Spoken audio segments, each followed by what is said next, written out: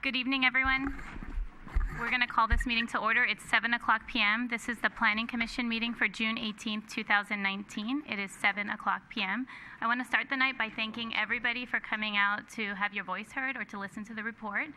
Those of you who are not from San Bruno, thank you. And those of you who live in San Bruno, thank you for taking the time out of your day to come out here. We're going to go ahead and start with the Pledge of Allegiance, and I'm going to ask Commissioner Hamilton if he'd be willing to lead us in the pledge. I pledge allegiance to the flag of the United States of America and to the republic for which it stands, one nation, under God, indivisible, with liberty and justice for all.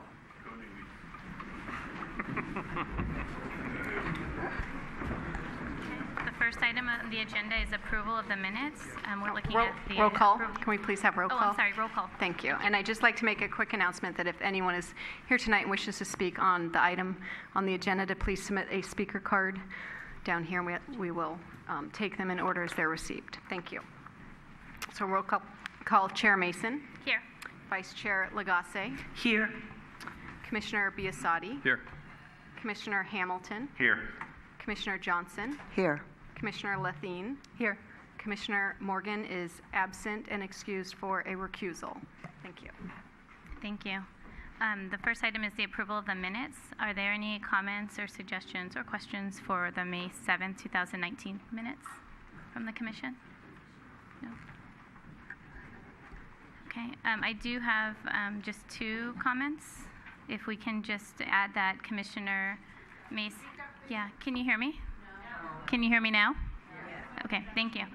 I just want to make sure the minutes reflect that on May 7th I requested whether the item pursuant to the government code could be extended an extra past the 40 days. And I think the minutes should reflect that Director Smith said no.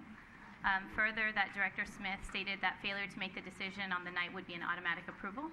So if staff could please just listen to the minutes again and make that correction. Thank you.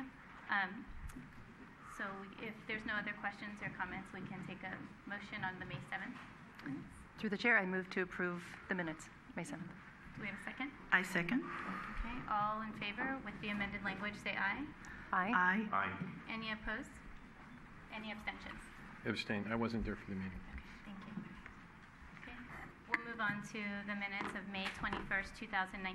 Do any commissioners have any comments or suggestions on that or corrections? No. I just have one comment that I wanted to make sure is also reflected, that there was a space in front of the Citibank Plaza for the streetscape plan, and if we could also consider the space in front of Citibank when we look at the larger streetscape plan for downtown San Bruno. With that amendment, do we have a motion to approve the minutes? Through the chair, Yes. I move that we approve the minutes of May 7th, 2019. May 21st. 21st, excuse me. 21st. I'll second.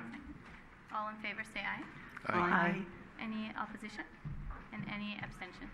No, that the ayes carry it. We will move on to a public comment on items not on the agenda. Are there any public comments for items not on the agenda? Okay.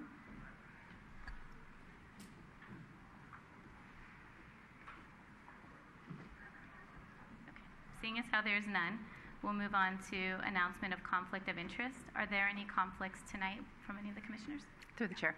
I'll be recusing myself because of my proximity to the project, and as it's the only item on the agenda, I will anticipate excusing myself and going home. Okay, thank you for coming. Thank you. Okay, are there any other conflicts? Seeing as how there's no other conflicts, we'll move on to item 4, the public hearing. 4A is the Mills Park Center. Talk louder. Yes, so the next item on the agenda is the Mills Park Center, and I believe we're going to have staff present first.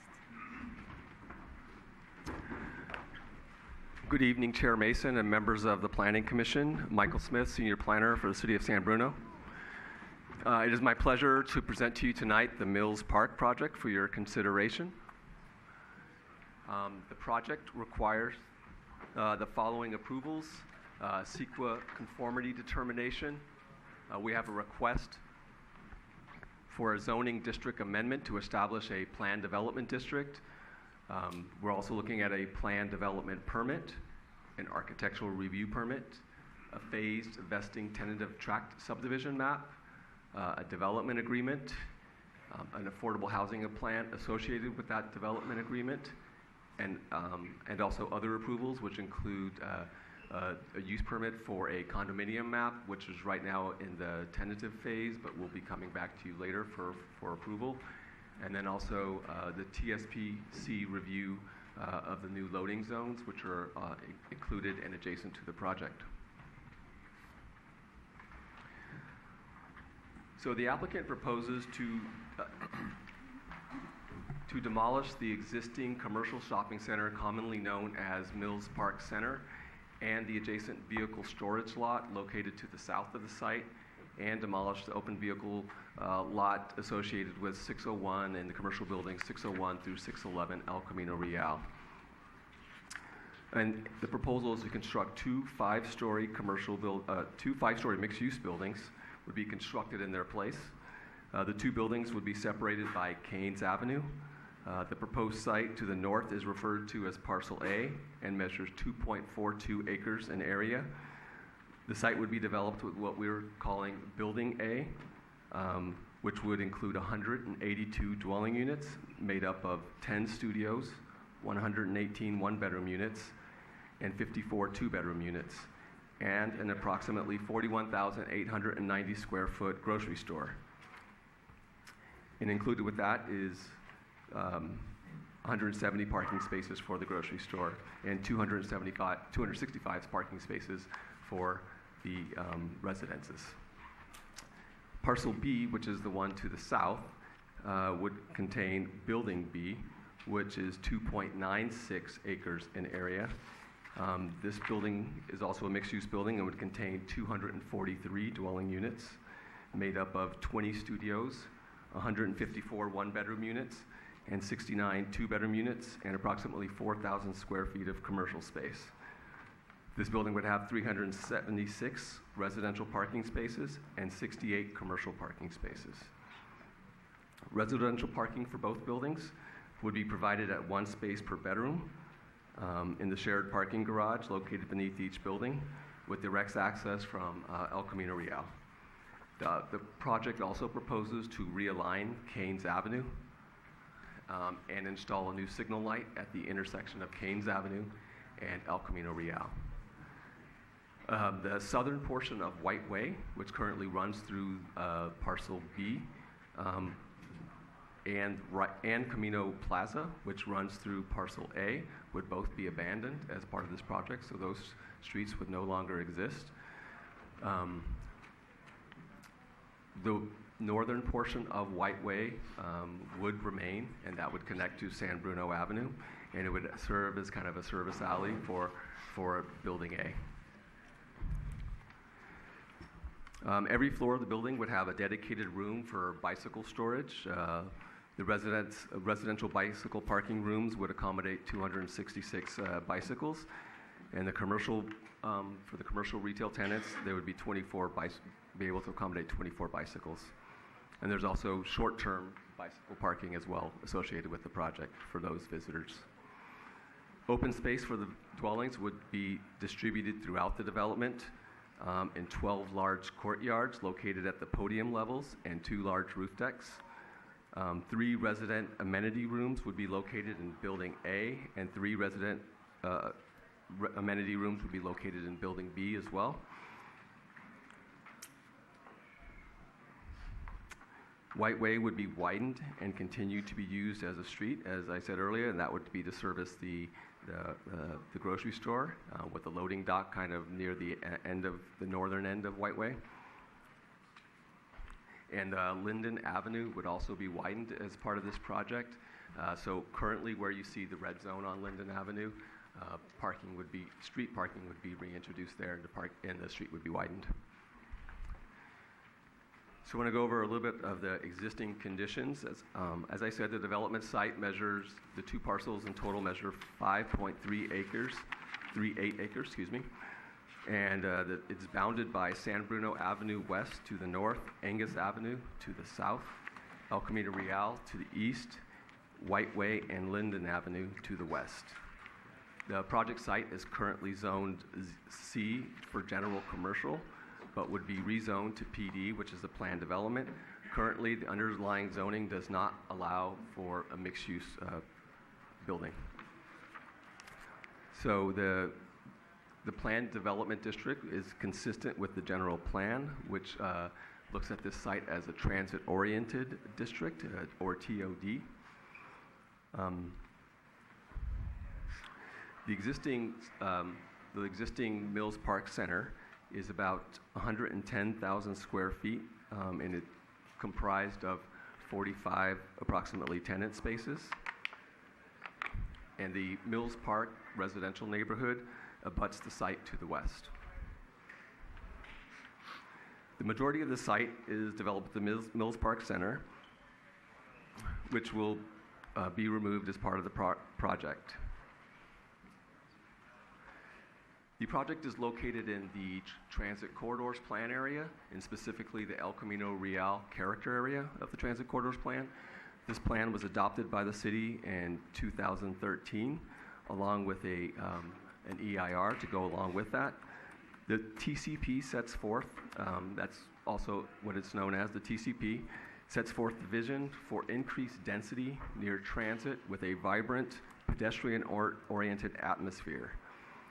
At the same time the plan was adopted, the city also adopted the EIR for the TCP, and this was for the future development of up to 1,610 dwelling units, 147,700 square feet of retail uses, 988,000 square feet of office uses, and 190 hotel rooms.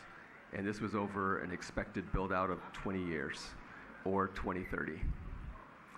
6 years into the plan, that's where we are today, the city has built approximately 83 housing units within the TCP plan area. The Plaza, or Aperture, is the primary project that satisfies that. We have entitled another 71 housing units with 111 San Bruno and 500 Sylvan, which came to you recently. So we are only scratching the surface of that 1,610 units that was basically anticipated for the TCP. So, as I said, the program EIR was adopted for the TCP in 2013. The proposed project was analyzed in that EIR at a programmatic level with potential impacts identified and mitigation measures applied in the program EIR to avoid or reduce potentially significant impacts. So under CEQA guidelines section 15.168 and 15.162, subsequent EIRs and negative declarations, subsequent individual projects such as this one can utilize a previously certified EIR if all potentially significant environmental impacts of the proposed individual project have, 1, been previously identified or not new, 2, have been avoided or mitigated to the extent feasible as a result of a mitigation monitoring program, or 3, have been examined in sufficient detail in the EIR to enable those impacts to be avoided or mitigated to not be an impact anymore. If these conditions are met, then the city can approve the individual project as within the scope of that previously identified EIR, and no additional environmental document is required. So for this project, the Mills Park Center project, staff did do a number of studies, had a number of studies prepared with the applicant, and that went into an initial study, which initial study checklist, and that determined that no additional environmental document is required and no additional impacts would result from the project. And that is attached to your staff report. So accordingly, the TCP EIR is adequately describes the proposed project essentially.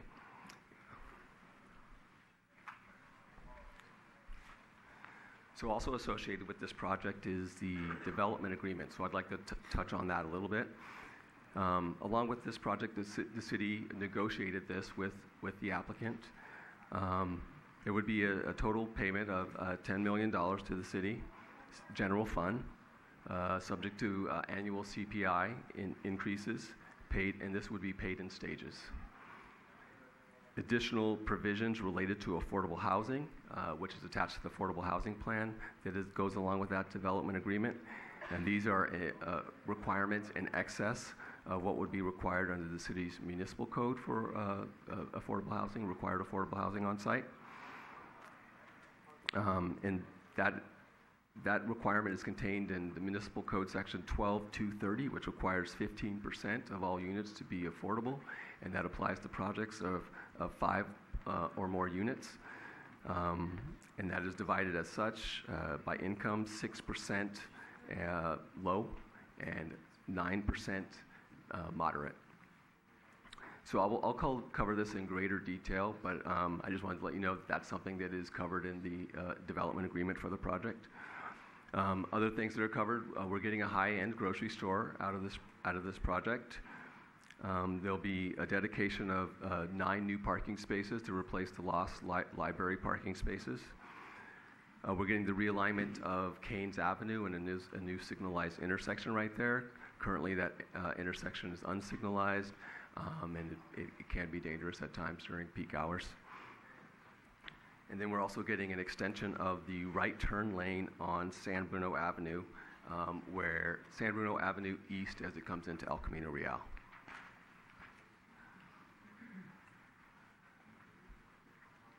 So about that affordable housing plan, the applicant is offering, as part of the development agreement, 6% of the units to be very low.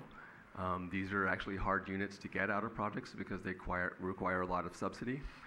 4.5% low, 4.5% moderate, and that's a total of 64 units based upon the number of units currently in the project at 425.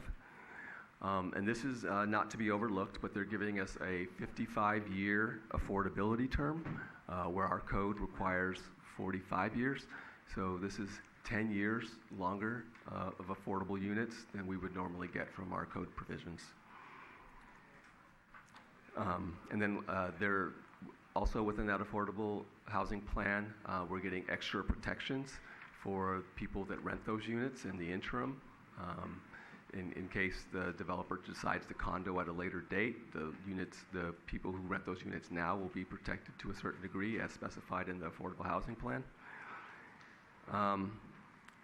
And then we also have an execution of an affordable housing agreement that ties these obligations to the project and the applicant.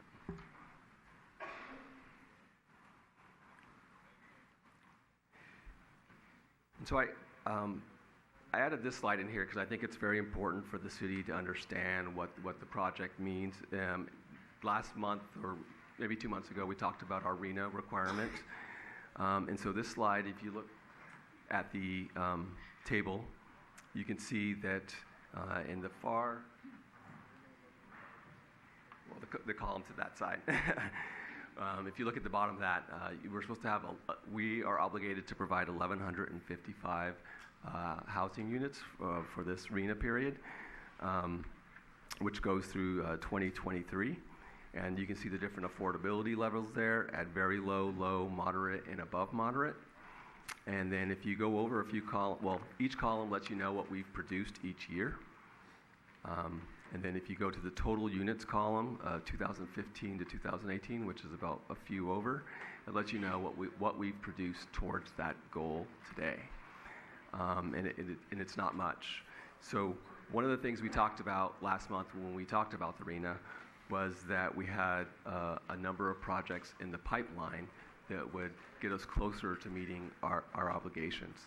And this was one of those projects that was going to help us achieve those obligations. And so if you look in the far column in red, those are the units that we would get with this project in particular.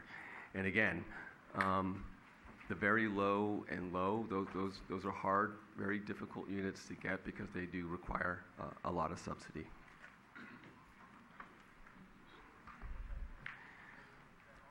And then I threw this slide in there just because I wanted people to understand what the different income levels are for affordable units. So on your far left there, if you're looking at the slide, You have the very low income, which is 50% of area median income, AMI. Then you have low income and moderate income. And then if you look at the family sizes, that amount differs. Family of 1, family of 2, family of 3. And you can see that for San Mateo County, those numbers are quite high. And this would fill a big need here in this community as far as providing more affordable units to normal working people.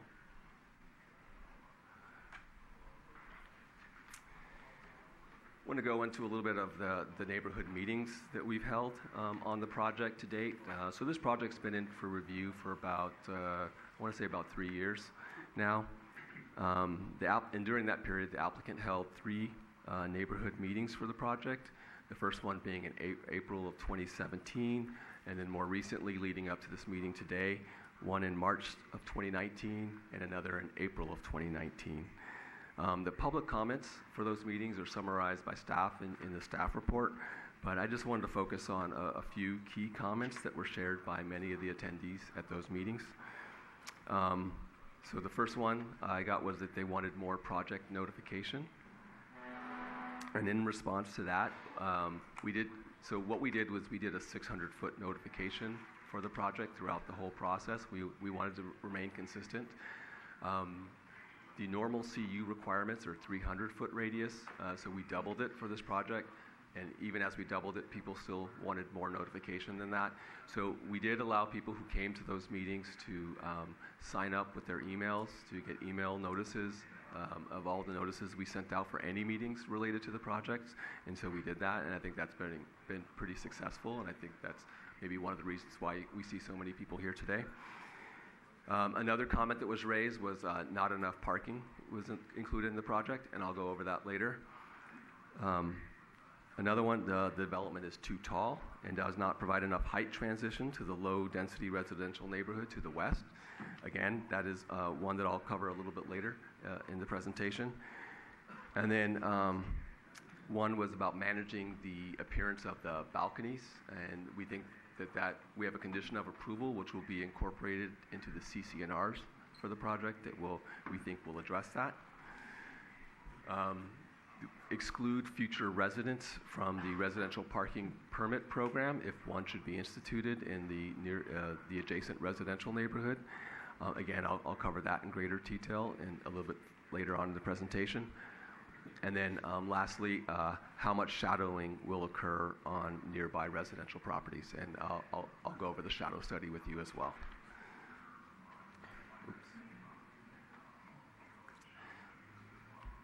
So regarding the parking, the City Council, this is important for everyone to know because not everyone necessarily participated in this, but the City Council provided direction to staff in January of 2019 to prepare zoning code amendments to codify revised TCP parking requirements that are slightly higher than the existing standards and provide an exact requirement rather than a range that is indicated in the TCP.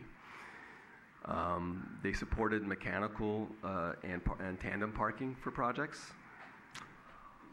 For commercial uses, the direction was to utilize the municipal code standards, which were in place, with a maximum reduction of 10% for parking management plan and TDM plans.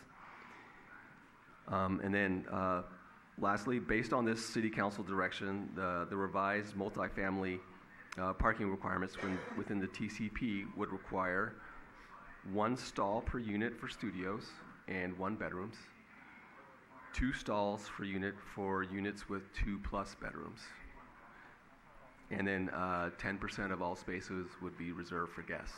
So this is a higher parking requirement than what's required by the TCP.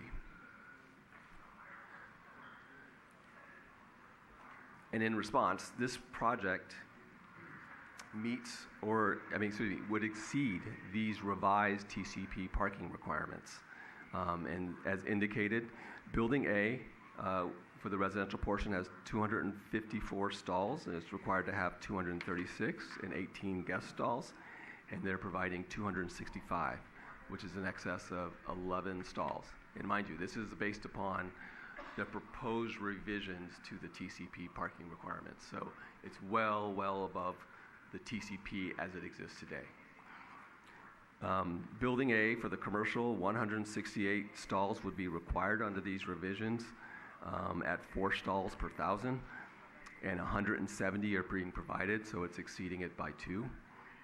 For Building B residential, 335 stalls would be required, and 24 guest stalls. So in that, they're providing 376 parking spaces, and that's an excess of 41 stalls over what is going to be required. Building A for the commercial portion, 40 spaces are required at 10 stalls per 1,000 square feet, and 68 are provided, and this exceeds it by 18 parking spaces. So it is important to note that the project exceeds both the existing and soon-to-be revised TCP parking standards, because most of the TCP projects that we've reviewed to date, which is, as I said earlier in the presentation, 111 San Bruno and 500 Sylvan, have less than the required residential parking, and that is per today's TCP parking standards. So this one is, again, well exceeding the TCP parking standards. And some would say maybe that's more appropriate for this development because it is a little bit further away from the downtown core, which is adjacent to the Caltrain station, so maybe the higher parking requirement is warranted. So I know parking is a big issue, so I'm going to stick with this for a little while. There's also been, the applicant shall submit a residential and commercial parking management plan for staff to review, describing exactly how the parking spaces will be managed and assigned in the project.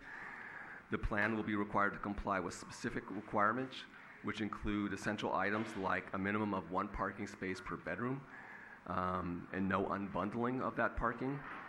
So this is meant to kind of cover when you have multiple adults living in a 2-bedroom place. All commercial parking spaces will be specifically designated and reserved for commercial purposes, so they won't be used for other purposes. The residential guest parking stalls will be clearly signed as short-term residential guest stalls, and residents will be prohibited from using those. There'll be wayfinding signage within and around the development to point people to those guest stalls so they know where to find them. And then we have a last catch-all of other measures as needed to minimize the potential for spillover parking by guests or employees into the adjacent neighborhood.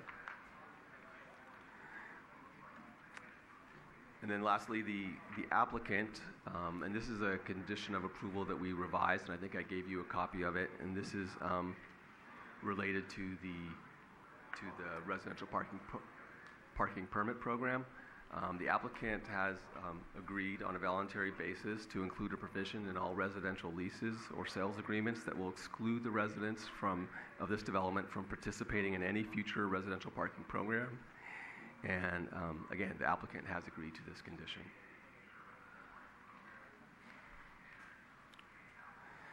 And so on this slide right here, this residential parking program exclusion can be found in resolution number 2019-07 for the vesting tentative map, and it's condition number 16. The current condition is up there in bold, and then down below the revised condition, and I'll read that just for the record. The applicant has agreed to include a provision in all the residential leases and sales agreements requiring residents to acknowledge and agree that the city will exclude them from participating in any future residential parking program. And with this revised language, staff will be able to refuse to issue any residential parking permit to any future residents who try to obtain such a permit.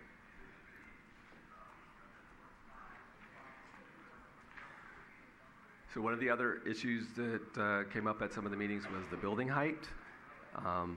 So the maximum permitted building height for this property is 70 feet or 5 stories, and there's an allowance for mechanicals to go over that by 10 feet.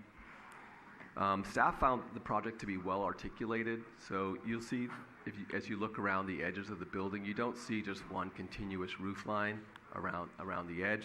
The building is very well articulated. There's been courtyards added to kind of pull massing away from the street. There's some massing at the street. And then specifically along the western edge of the building, you won't find any portion of that portion of the building to be 70 feet and 5 stories tall. The height at the back, which is adjacent to the Mills Park residential neighborhood, varies between 1 and 3 stories. A portion on Linden has a townhouse type of architecture, and so that's all done so that it has a better relationship to the low density residential neighborhood. And as I said, there's lots of articulation, lots of step backs, and then the courtyards. And at very few locations, if you look at the site plan for this building, does it actually come near the property lines for this building. So it's pulled back in every way to try to reduce its impact.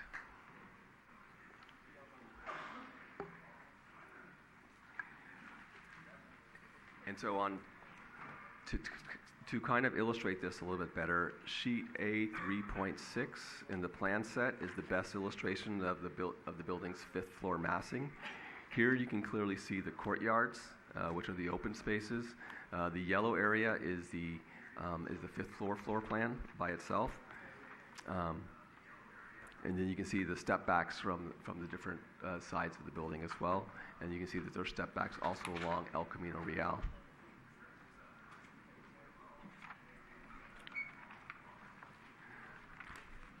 This is a rendering of the project from Linden Avenue. This is sheet A 6.4 that was requested at one of the neighborhood meetings for the project.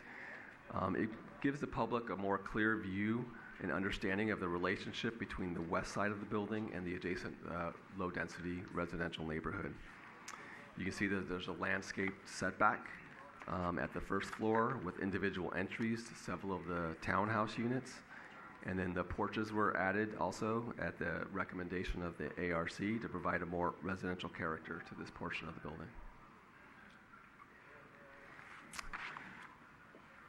So now I want to go over the shadow study really quickly. So this is a shadow study. It was prepared on June 21st, September 21st, and December 21st at 9 a.m., noon, and 3 p.m., and it's going across in a row like this, so June, September, December. You can see that most of the shading that is cast in the early mornings towards the neighbors on the opposite side of White Way, in the Mills Park neighborhood. And then by midday or mid-morning, actually, that shadowing is gone. And the shadowing mostly is in the wintertime, and that's in the far corner one that you see there. And again, this is also included, I think, as an attachment that staff sent as an email too, as well, if you want to see it in greater detail. So the proximity will cast some shade, but we don't think it is that significant. It doesn't reach the houses. It does touch some of the yards, and it is generally gone by mid-morning.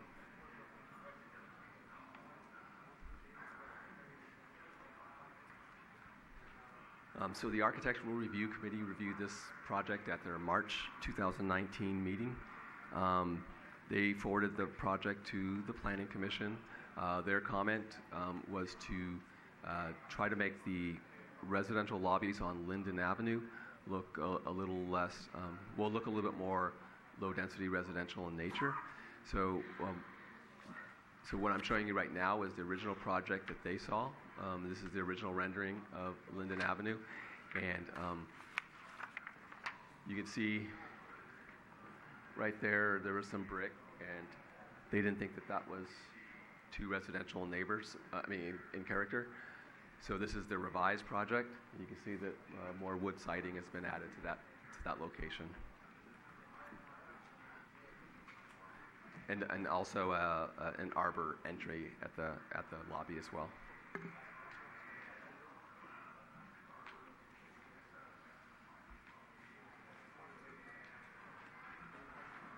So, in conclusion, before I hand it over to the applicant to provide their presentation, Just well, note, staff has worked really hard with the applicant to bring forward a project that has numerous benefits for the city of San Bruno.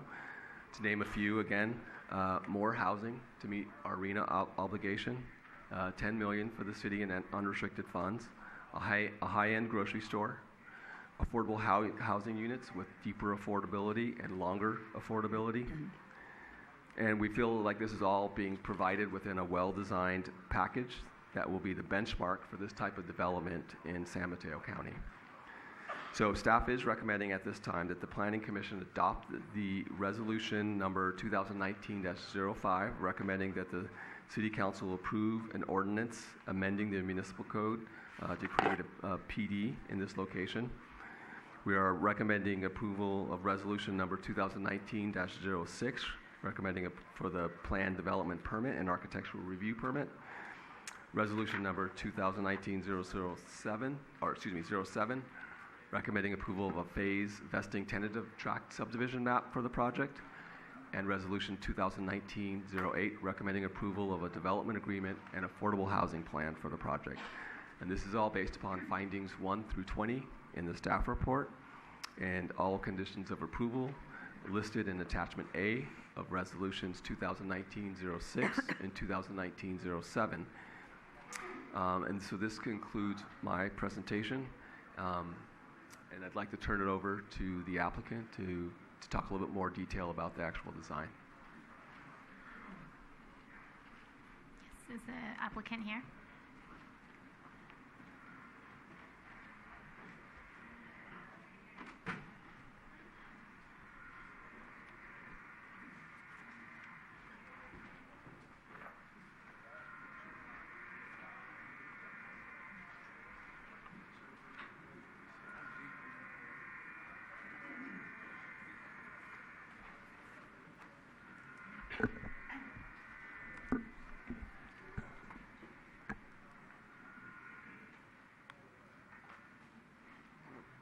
Michael, can you pull up the first slide?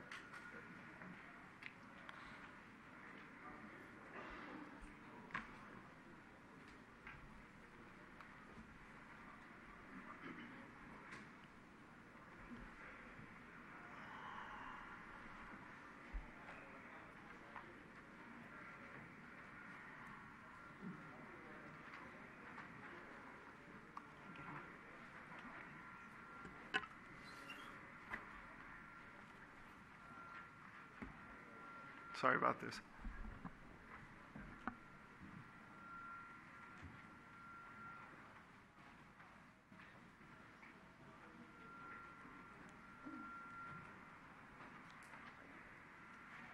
Jessica? Okay. Michael, we brought a thumb drive if we need it. Jessica, can you?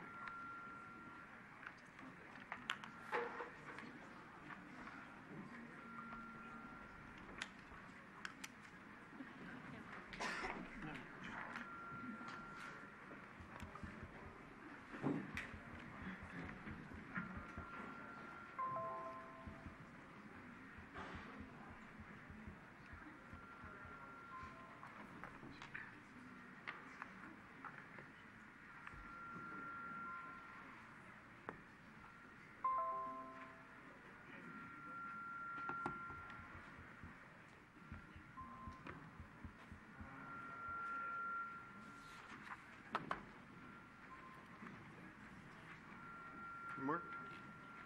Great. Sorry about that delay. Thank you very much, Chair, commissioners, for allowing me the opportunity to speak tonight. I am Tom Qualia with Signature Development. I'm joined by my partner, Jamie Choi. Also, we're both project managers and partners in Signature Development Company. We're here tonight representing G.W. Williams family, who's owned this property for 70 plus years and has been a stalwart in the community for years and was actually part of the original development team of the neighborhood up behind the site. We're seeking approvals tonight, as Michael detailed, for a unique project. And it's unique in that it represents something very different than has been done on the peninsula, along El Camino Real, or anything. It is the translation of what the TCP, Measure N, and the zoning code really anticipated when they went through the process that lasted almost 5 years. Ultimately, the TCP and the design guidelines were approved and ratified by the Citizens Committee, by the Planning Commission, and the City Council. So we have those guidelines that we've been working in, plus the natural topography of the site as is. The TCP, as a former city planner, the TCP is a very well-written document. It's very detailed and actually goes, at 200 plus pages, goes way beyond what a typical specific plan would do. It actually is a de facto zoning document because of the details for design guidelines, site development standards, parking standards. That is not typical. So that document was what we relied on along with the other actions we mentioned. So we had these credible constraints to which to design for. So what it allowed us to do, and the first slide kind of shows you, we came up with a building that has a lot of architectural variety. We varied the heights, we varied the insets, we went in, we went out, and really what we did was the exhibits in the TCP were kind of a little bit of boxy buildings, and then they just showed you what the minimums could be. We took that and went well beyond that to avoid the boxiness and create deep insets and deep up and downs. And you guys have all seen development along El Camino Real and the peninsula. That's not exactly what everybody's been doing. They've been maximizing the boxiness to maximize, obviously, the unit counts. The site plan really reflects some good process and planning thinking from day one. If you look here, we have El Camino Real frontage, and our goal was always to try to get as much of the real active and you could say noisy activity out there, and then be more sensitive as it related to the western property line that faced into the neighborhoods. So we took and we put basically the large grocery store here, we put the big lobbies for the apartments here, put the more retail area at this end, the activity centers for the apartments, and then as well as the loading and unloading zones are here and here and here and here, so that we really try to utilize San Bruno Avenue, El Camino Real, Angus, and try to minimize and really create a residential side on Linden and White Way. So as a result of that, we ended up with a really, really good mixed-use building that's anchored by a large grocery store that's neighborhood server and pedestrian friendly. So kind of based on this, it translates the goals and recommendations of the TCP for a mixed use, but as doing as best we could to minimize the impacts on the neighborhoods to our west.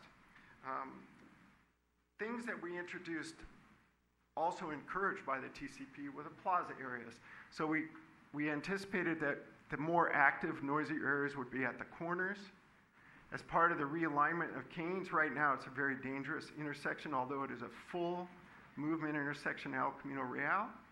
Our traffic counts didn't meet signal warrants, but Caltrans agreed with us it was okay to put a signal here. We wanted to create realigned Canes with sidewalks and tree planting and whatnot. So those elements, once again, were encouraged through the TCP.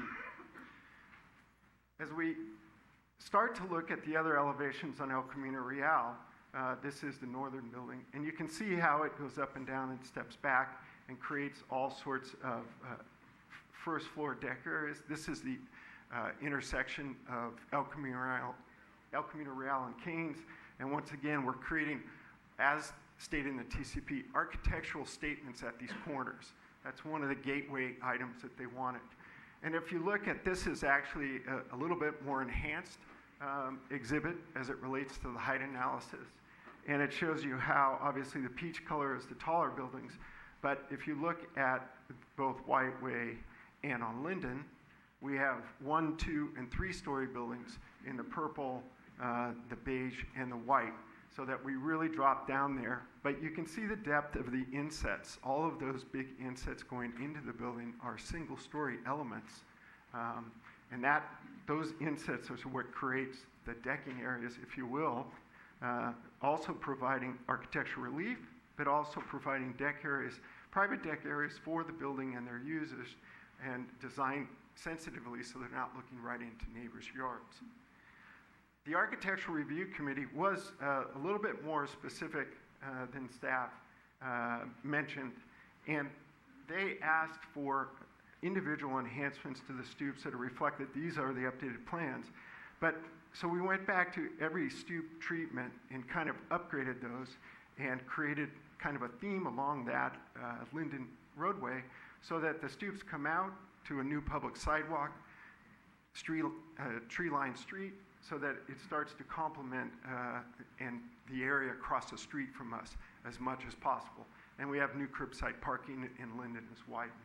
So the Architecture Review Committee's input was really helpful for us as we started to evolve with regards to this project. So overall, we were able to do a significant drop down on the back, what we call complete change in the building texturing, much more fine texturing, wood, established stoops, and once again completing that streetscape for Linden and showing the deck areas. Lastly, this is the landscape plan, and it really kind of shows how the enhancements were being done along the streetscape. By taking the commercial area and putting them at corners, it allowed us to actually plant portions of El Camino Real, which is unusual, so we don't have storefronts that are papered up, so we actually are able to get some planting. You can see the realignment of Keynes. That's one of the project benefits. As Michael pointed out, we have the increased right-hand turn lane on San Bruno Avenue. We have the library parking, which is presently at this corner and very unsafe. This is now going to be curbside parking here that goes onto a sidewalk, so you have a safe path of travel for pedestrians to the library. And then White Way itself in the northern block doesn't meet fire code as it is now, so we're widening to meet the fire code. It will still function as it is now, a public roadway, because that is one of the entrances, obviously, into the dialysis machine. You cannot make a right-hand turn off of San Bruno into that. So that roadway is being widened, and it's encouraging pedestrian walkway through there as well, so the transparency of the project survives. So overall, we hope that our mixed-use project meets the goals and exceeds the goals of the TCP.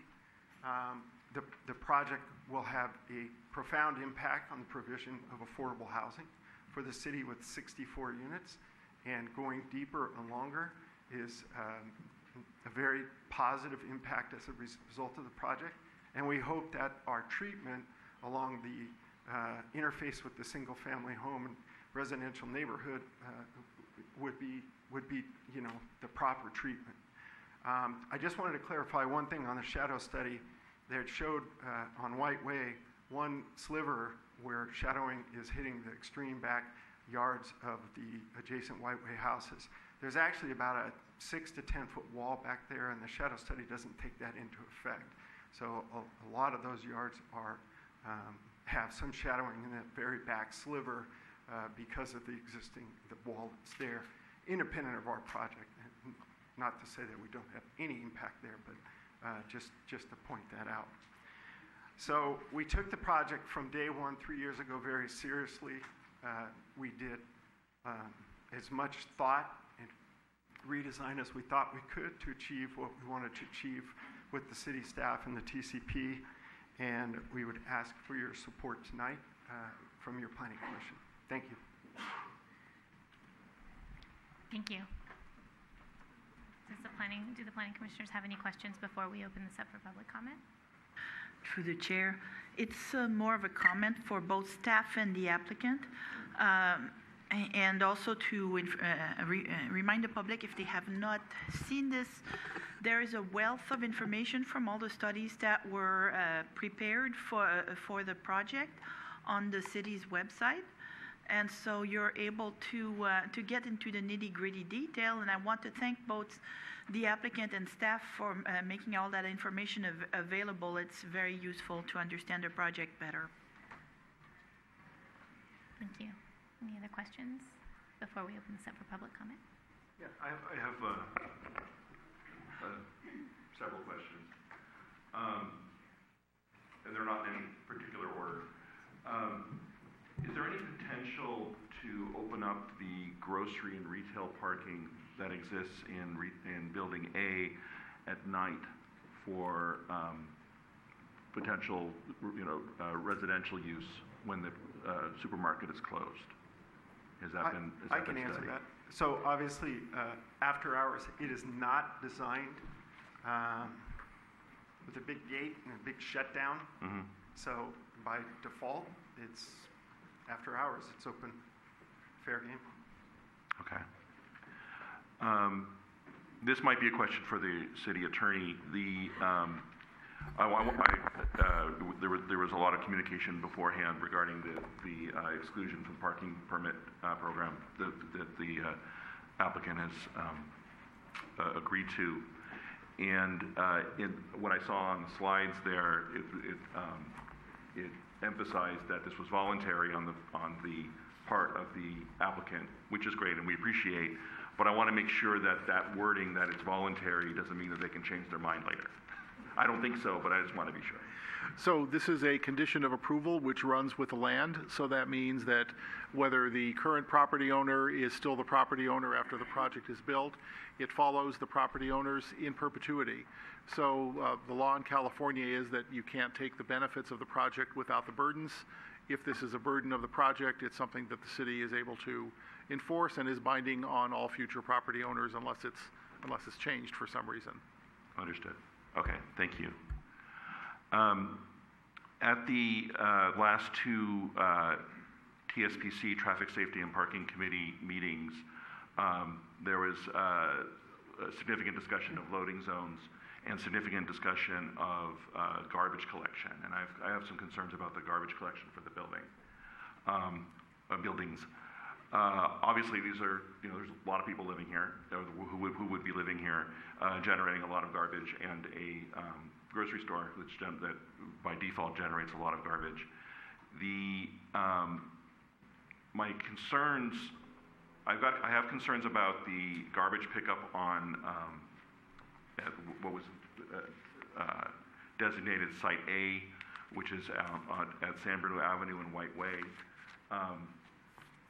That originally the proposal was that collection would be from between 7 and 9 a.m. weekdays, and just having garbage collection happening on San Bruno Avenue during the morning commute sounds not like a good idea.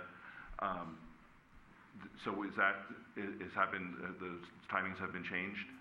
Yeah, so the Traffic and Safety Committee, we worked together with them, and at the last hearing, we actually had a condition and revised the garbage for both buildings. Okay. So we'll first start with the northern building. Originally, the thought was it was going to come out on San Bruno Avenue.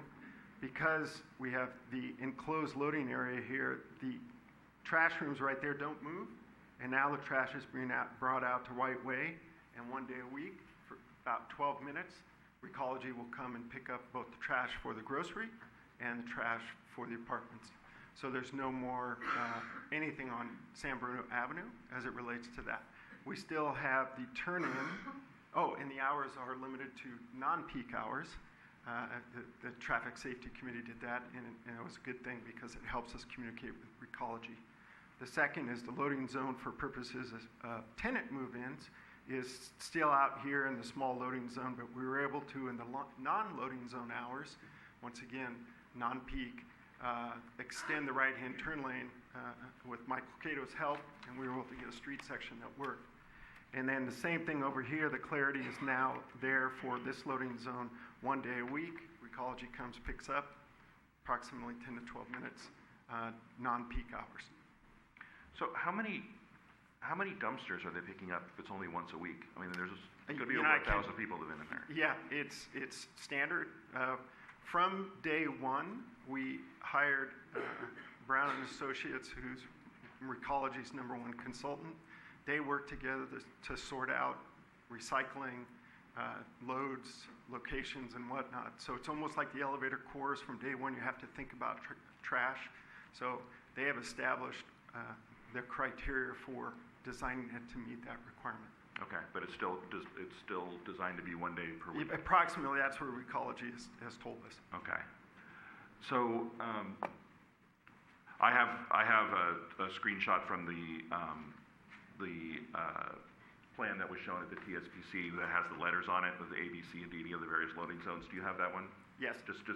It'll make it easier for the public to know what I'm pointing at from way over here. Hopefully, I have it.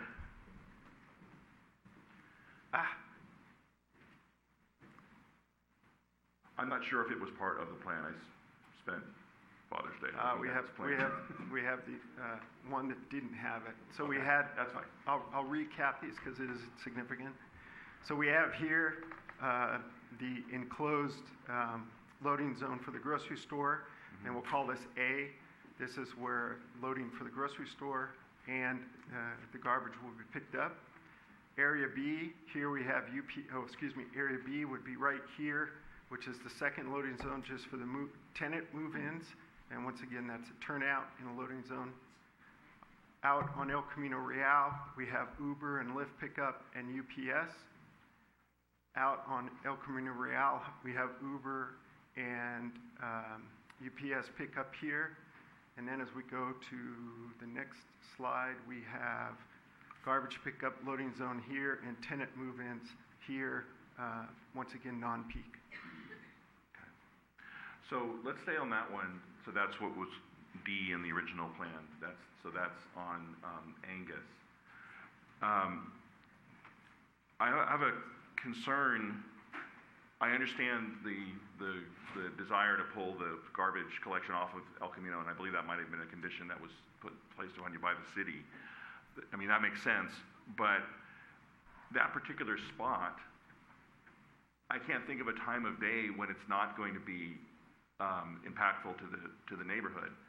You know, we already talked about it, that doing it during the commute hours would be fairly terrible, especially given that, because if you're looking beyond where this is, directly across the street is the main entrance to the public library, across Angus, which is not very wide, and then kitty corner to this is Allen School.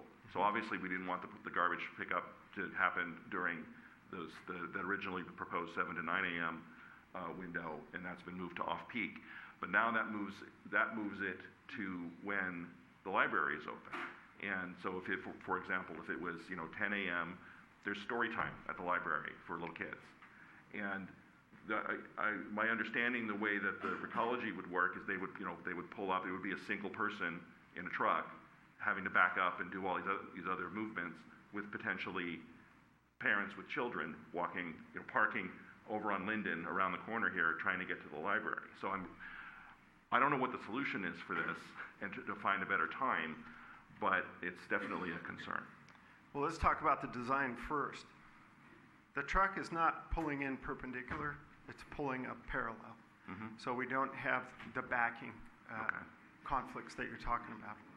By doing it, quote, in the middle of the day, if you will, so the kids are in school or the story hours, we're off-peak, not pick up and drop off, and once a week for approximately 12 minutes, and don't quote me exactly, I'm just saying, the Traffic Safety Committee and staff, we all worked together and thought that would be a snapshot of time in the least impactful time of the day.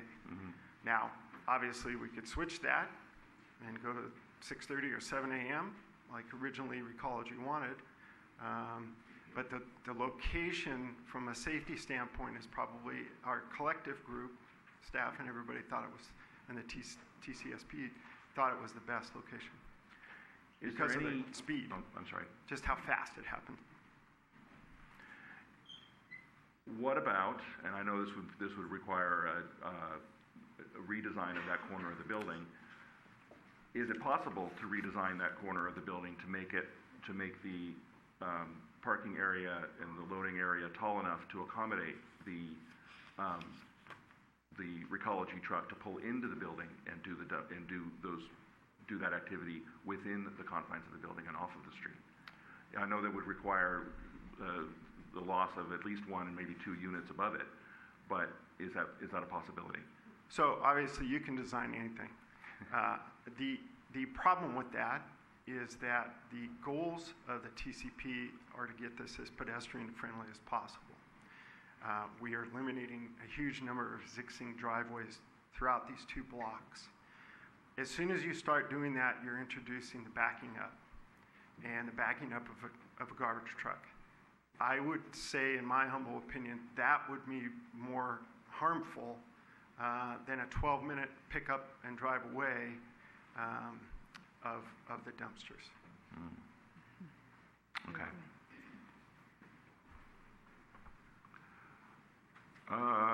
Let's move on to Whiteway. Is Whiteway will Whiteway remain a public street maintained by the city? Yes, so we are revising the design of Whiteway to meet the fire code. So it's getting widened, and obviously there's landscaping that's going in there. It gets repaved, proper drainage and whatnot, and that is a public roadway. So and this might be a question for city staff, is city staff responsible for maintaining that retaining wall that separates Whiteway from the adjoining residential yards? Who owns the wall? So the wall is on private property. It's outside of the city's right-of-way. And this is the wall that's on the western side of the current public roadway that is Whiteway. So the city does not have any responsibilities for that wall, and neither do us as the adjacent property owner. Okay. So I'm going to follow, if I can follow up on that question. Sure. Has the city or the developer I'm just following up on that question because it's one of my questions too. Has the city or the developer made any attempts to reach out to the private residents? Because right now it is somewhat of an eyesore to actually make and beautify that wall. We have not, and we have no plans on touching that wall. Can I ask why? You have a lot of property owners. It's all in different disrepair. There's all sort of landscaping and irrigation, and to touch one yard and then the next yard says don't do anything, we are not interested in doing that. Okay. So this is just something to point out in the staff report that I noticed. The vehicular parking spaces requirement table in the TDM report, it's in table 2, is dated April 9th of this year, but in the calculations used to come up with the per unit ratios, and I think that was some of the source data for some of the stuff that was on your slides, it actually still uses the 0.75 spaces per unit calculation for studios. That does not significantly change the numbers, and the numbers are still, for parking, they're still, it still exceeds, the parking in this building proposed still exceeds it, but I think just for clarity and accuracy, I think that should be updated. So the actual design is one stall per studio. Right. We did not use a 0.75 generation rate. Right, that's understood. It's just that the way, if reading through the report, it could be assumed that the 0.75 was used because that's what it says in the report, but I know that it was used at 1.0. And there's not very many studios, so it doesn't change the number all that much. This is a question I just typed tonight, so I apologize for jumping around in topics. The library spaces, or I'm sorry, the spaces along Linden that are being reintroduced right now, it's a red zone, that would be replacing the library parking. Are those going to be signed and designated as library parking? And would they be, and this might be a city question, would they be timed spaces? Because I would assume that if there is a residential parking permit program in the neighborhood, those spaces would not be part of it, because otherwise you would need a residential permit to park at the library, which wouldn't work.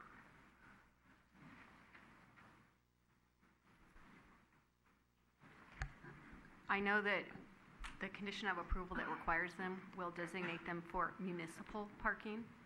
And if there's a time restriction, I'll defer to Michael Cotto, our associate engineer in the Public Works Department.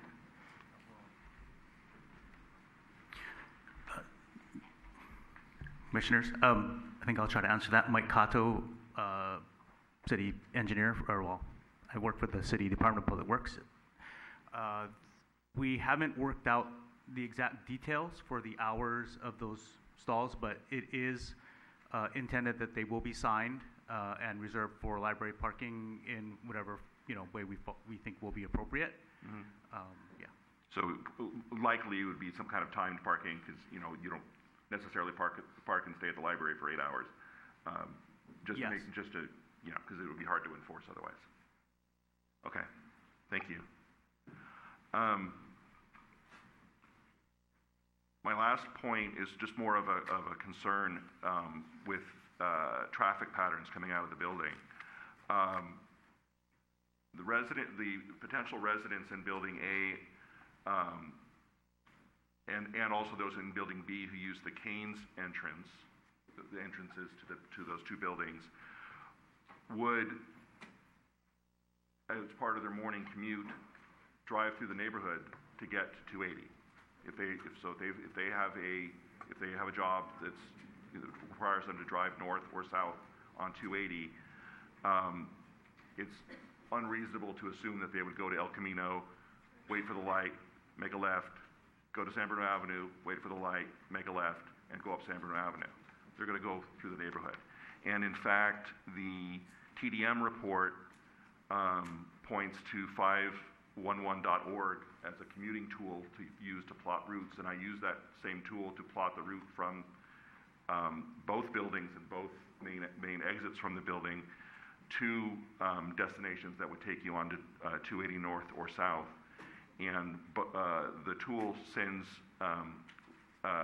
you up Canes or Angus to Elm, and then down Elm to San Bruno Avenue.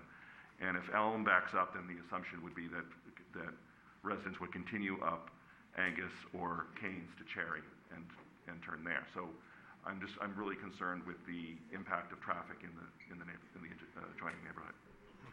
Yeah.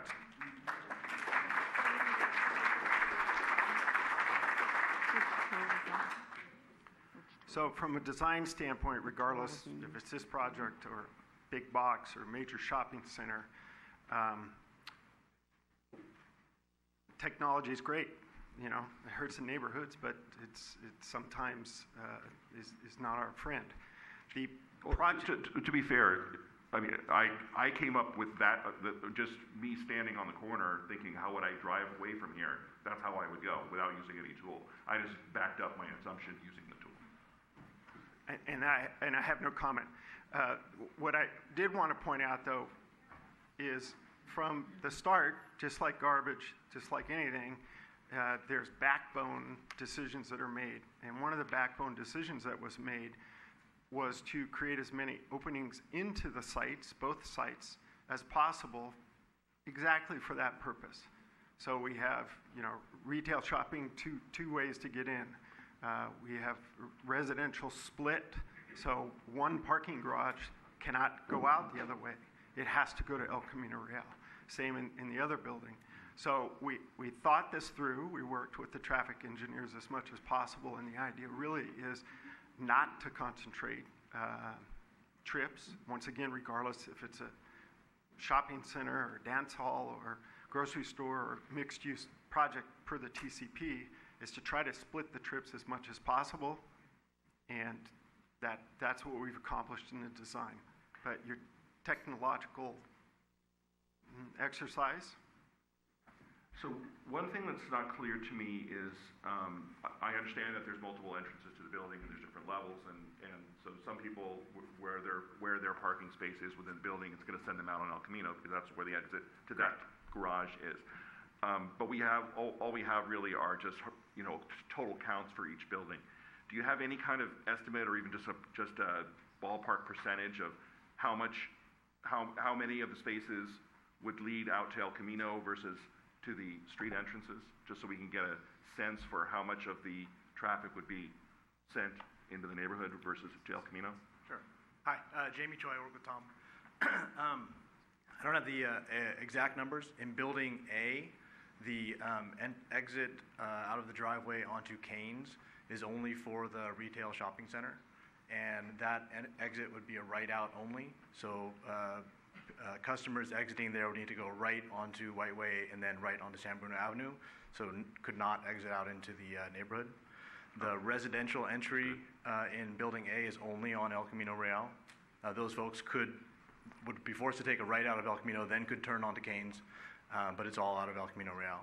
In Building B, I'd say maybe 2/3 of the spaces are in the lower garage, which exits out onto El Camino Real, and then the third exits onto Canes and could go left or right on Canes.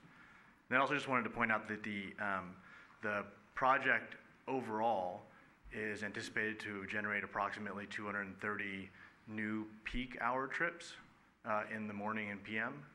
And that is divided among all of the uses, the residential and retail, and divided between all of the different entries and exits in the building. So it's not 200 coming out on Canes, it's divided up throughout the space. Okay, so thank you.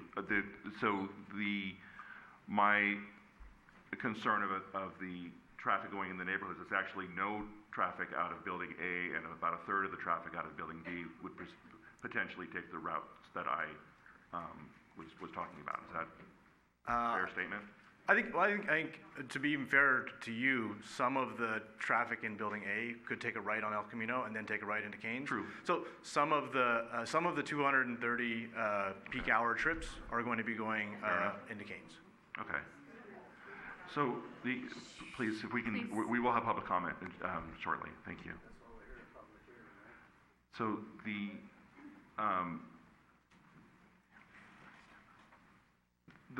estimate that there'd be 230 new trips during peak times, there's 400 units. So the assumption is half the units people will be taking public transit or not leaving their homes? So this is based on the traffic study that was done by our consultant. There is an assumption for some portion of the residents taking public transit, some portion working at home. It's not half are not commuting. It's just you plug it into a model that spits out how many trips you think the project is going to generate, and this is required for the whole state and how they calculate it. And so you come up with the 230, which is within what was anticipated in the Transit Corridor Plan environmental report. Through the chair, this would be excess new trips, including replacement of the trips that are currently happening because of the existing commercial uses. So it's in addition to those trips, right? That is net new trips, correct? And can I add just a quick follow-up question to that? What is your demographic? When you're looking at 230, what's the demographic you're targeting for these units? It's, workforce housing. We're close to a huge job center. We're less than a half a mile to probably the most active rail line in the Bay Area, and, newly expanded station, the San Bruno Caltrain station, and then we're surrounded on 3 sides by bus routes. So the demographic's going to be workers in 1- and 2-bedroom units, generally speaking. Not interested in driving? So that's a question. Not yeah. driving. So now we get into TOD. So the site is zoned transit-oriented development.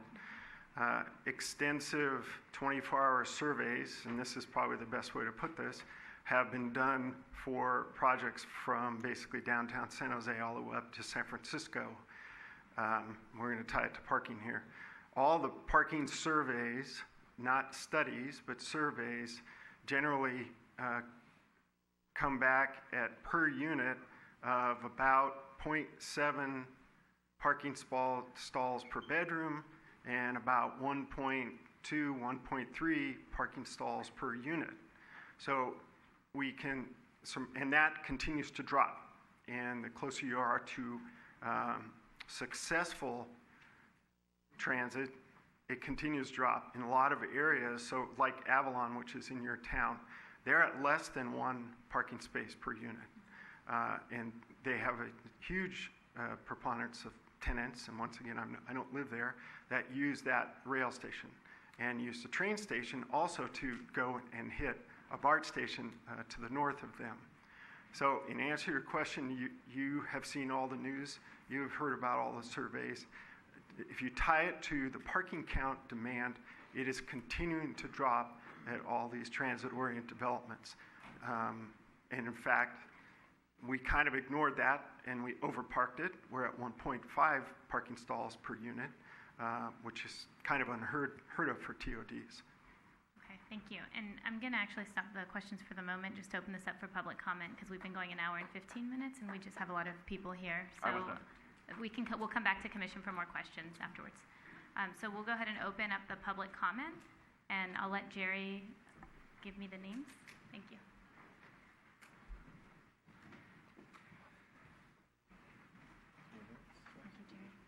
Okay, we will start with Nancy Foreman, and each person has 3 minutes to speak. The time clock is right at the podium.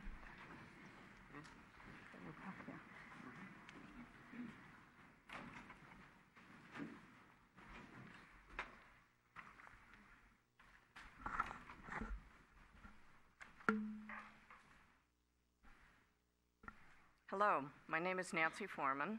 I've lived at 161 Poplar Avenue for 33 years.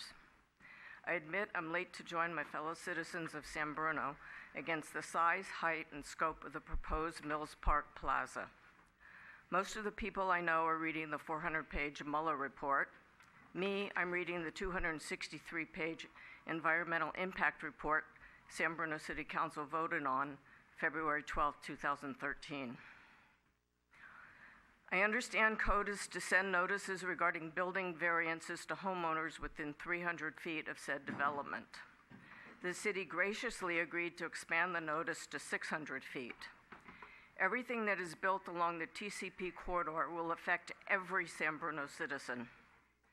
So why weren't notices sent to everyone? If more residents had received notices, I'm confident more residents would have come forward sooner, and the developer, along with the city, would not be so shocked this late at the number of oppositions to their super large project.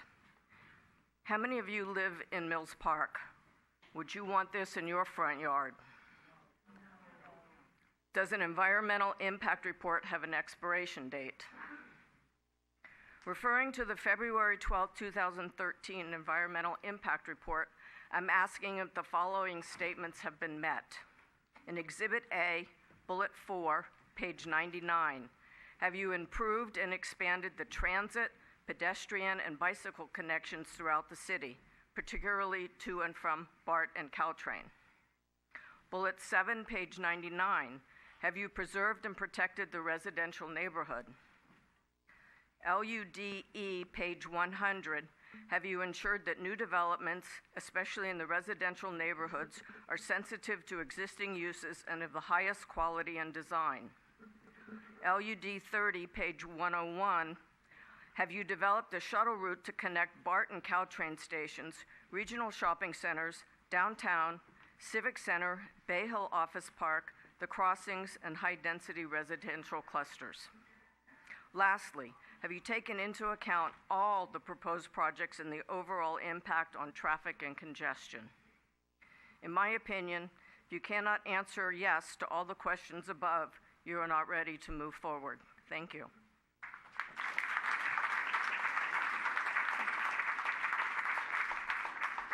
Thank you. The next person to speak is James Rugomez.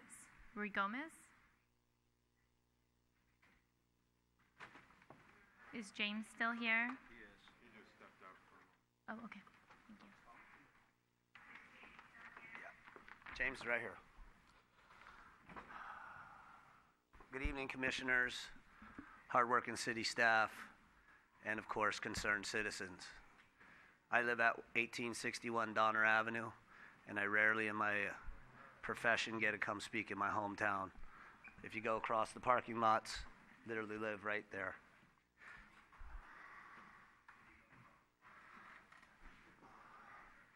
I'm here representing the San Mateo Building and Construction Trade Council, which is 24 construction unions and 16,000 highly skilled men and women. Many of them live here in this town. I'd like to ask them all to rise while I speak on their behalf. And raise your hand if you live in San Bruno, or if you have family living in San Bruno, or if you'd like to come and rent one of these places in San Bruno.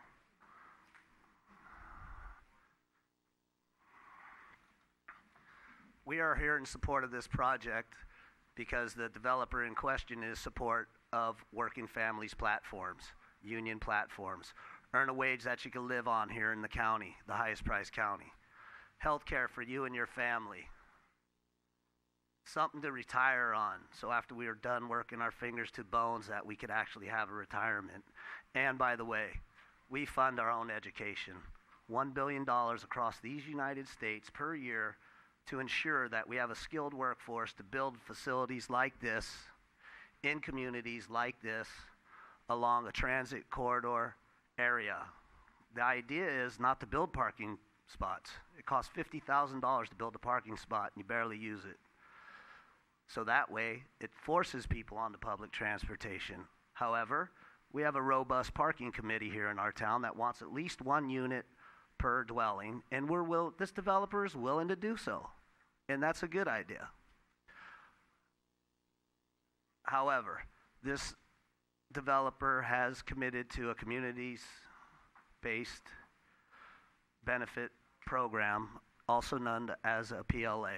It ensures that local workers are going to be hired, local contractors, local apprentices, returning veterans, pre-apprentices. So we put people into the working family platform, into the working family middle class, but we need places for these fine individuals to live. As you've seen from the arena, we're behind on our numbers. This project will build those numbers. I've lived in San Bruno since 1990, and I voted on Measure N, as well as the rest of this town voted on Measure N. Please approve this project tonight. Thank you for allowing me the time to speak tonight. Thank you.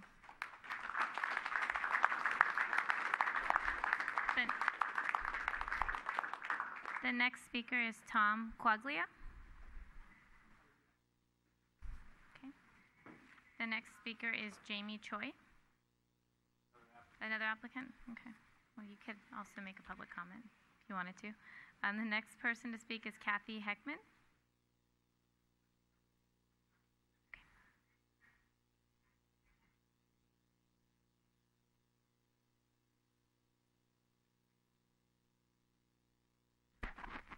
Can you hear me? Yes. Yes, good. Sorry. I'm going to ask for 6 minutes because my husband Mark, who lives at the same residence, could not be here. My name's Kathy Heckman. I live on Magnolia. I have lived in San Bruno since '73. I've owned a home on Magnolia since '74. I am pre-Prop 13, so we were all out there. I voted against TCP and I voted against Measure N. The reason why is I do not agree with anything over 3 feet in San Bruno. When we bought our home, it was because we wanted to live in a suburban area. And when you are building buildings this high, it is no longer suburban, it is urban. I agree with anything negative that has been said at this meeting about this project, and I agree with anything negative that has been said about this project at any other meetings. I see nothing positive for the current residents or homeowners of this community. I appreciate the work of the union that has shown tonight, but I disagree with bringing in a force to speak against something that's affecting the people that live here. We were told by the developer, the applicant, whatever we would like to call the people that own this, that this is going to be a luxury apartment building with concierge, that there will be control over parking, that, that there's going to be affordable housing. All of that is subjective. I know there were facts and numbers put up for affordable, but affordable is subjective. And we all know there's a problem in the Bay Area and in California. And because the legislator in Sacramento and the tech industry has decided that we should open up our homes to development like this, doesn't mean we should be doing it. There is insufficient parking for this project, and if you want to assume that the renters of these apartments are going to be using public transit without having cars that they are going to park. My husband used public transit, including BART, the train, and buses for 35 years to go to San Francisco, and we have 3 cars and there are 2 of us, and one of the cars is always parked on the street. So I predict that is exactly what's going to happen with these apartment buildings. I keep hearing we need housing. I'm not arguing we don't need affordable housing, but again, that is a subjective statement. I don't see this as being affordable housing. If we need housing for tech workers, let the tech industry build them somewhere else. For example, over Tan Foran, where there's stores and there's parking, and there are restaurants, and the BART and the train are right there.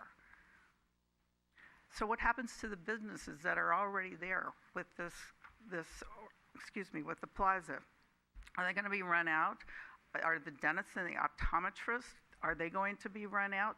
I know my time is over, but I'm speaking for my husband now. What is going to be you actually can't take the time of somebody else? Yes, I can. I am a citizen of this, and I have been paying taxes. Ma'am, I understand, and I'd be happy to give you one more minute, but we have a room full of people, and I want to make sure that everybody has a chance. Thank you. I'll take that minute.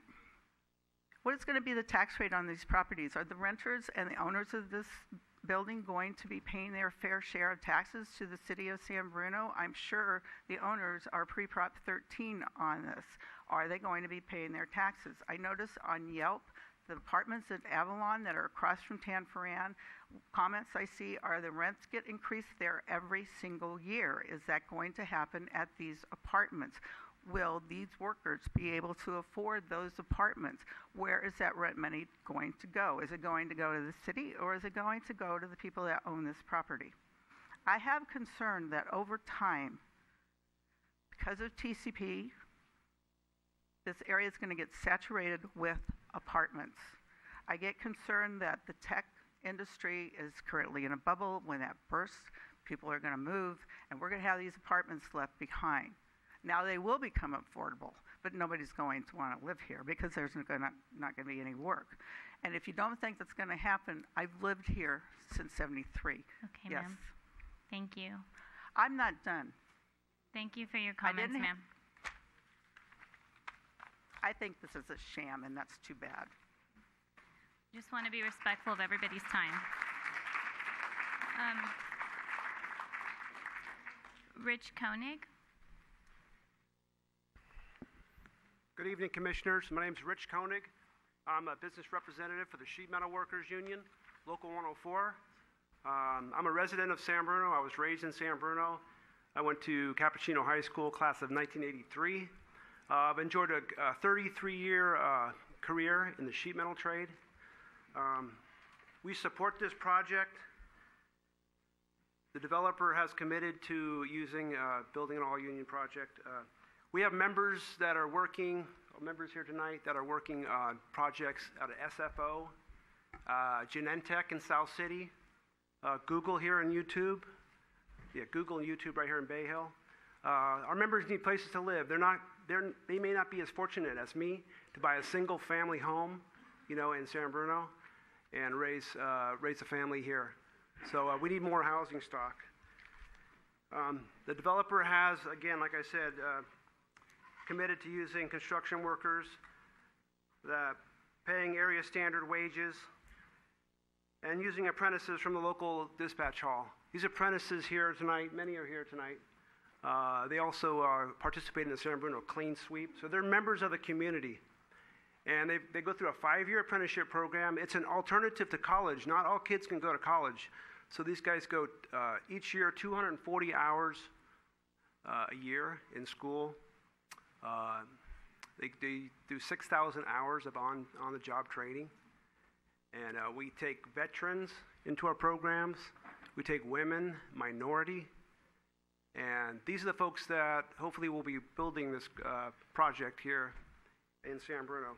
So for these reasons, we urge the commission to support this project and pass this tonight and move forward with progress in San Bruno. Thank you. Thank you. The next person to speak is Ed Bellomini. Thank you. Bellamini, thank you. Good enough. Hi, my name is Ed Belwamini. I live on Linden Avenue, right behind the DeVita project that we suffered through with all the pile driving and things that went on back there. But that's not the issue. I'm not against progress, and actually, I wouldn't have any objection to the project except the height. I'm going to be impacted for it, and anybody on Linden's going to be impacted by it. From what I can gather and what I've researched, Mills Park encompasses an area approximately El Camino to Pepper Drive, from San Bruno Avenue to Genevan, which is about 0.4 tenths of a mile. The average population for San Bruno per mile is 7,824. The average for Mills Park area, because of the size and the density, is 9,333. We're going to add another 25% to that figure. I live on Linden, and I can tell you right now, the traffic is backing up on Elm already. So, like I said, I have no objection to the project. My problem is with the size of it. Thank you. The next speaker is Linda Freitas.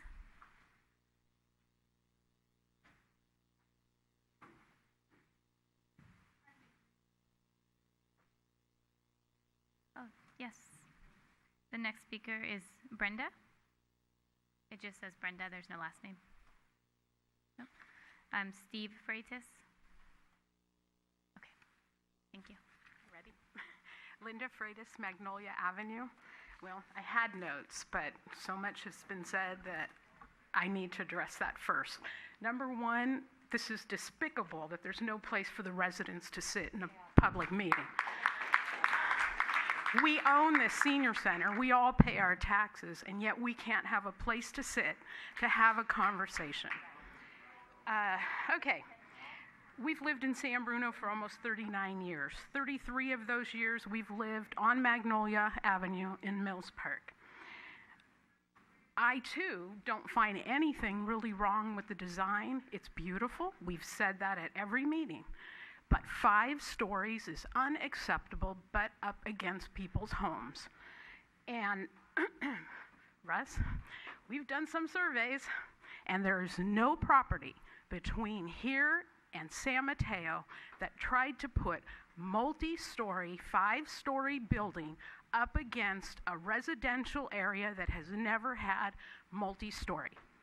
So that, whoever's coming up with that survey is giving you incorrect information, because there is nothing on the west side of El Camino. Number 2, kind of perturbed at all the quotas that we have to meet. Not once tonight have I heard a word about the residents in this neighborhood. We live here, we have to tolerate this. I don't care what the TCP quota is, I don't care what the survey said, and the quota on the driving, if we don't need a parking spot per resident, then why do we have the traffic that we have? Why can we not move in this community anymore without traffic? And it seemed to me that I specifically asked the project manager at the second meeting that I attended in regards to the parking lots, 2 parking lots that were going to be exiting onto Canes. I was told that both parking lots were going to exit onto Canes. Now, tonight, we're hearing different. And we beg the commission to not allow and make this change to the 70-foot limitation. It's unacceptable. And that is the number one concern, I think, with everybody in this community. It's too big and too much. You're putting 600 more transportation issues a day into a neighborhood that can't handle it. And you've got a school that's going to be increasing also. It's not fair that we have to absorb all of these rental units. That's another thing. Michael called them condos. Everything says apartments. We don't know what we're getting. And we're having to absorb this TCP allotment for all of San Bruno. There's no other project that large. Okay, thank you. Thank you.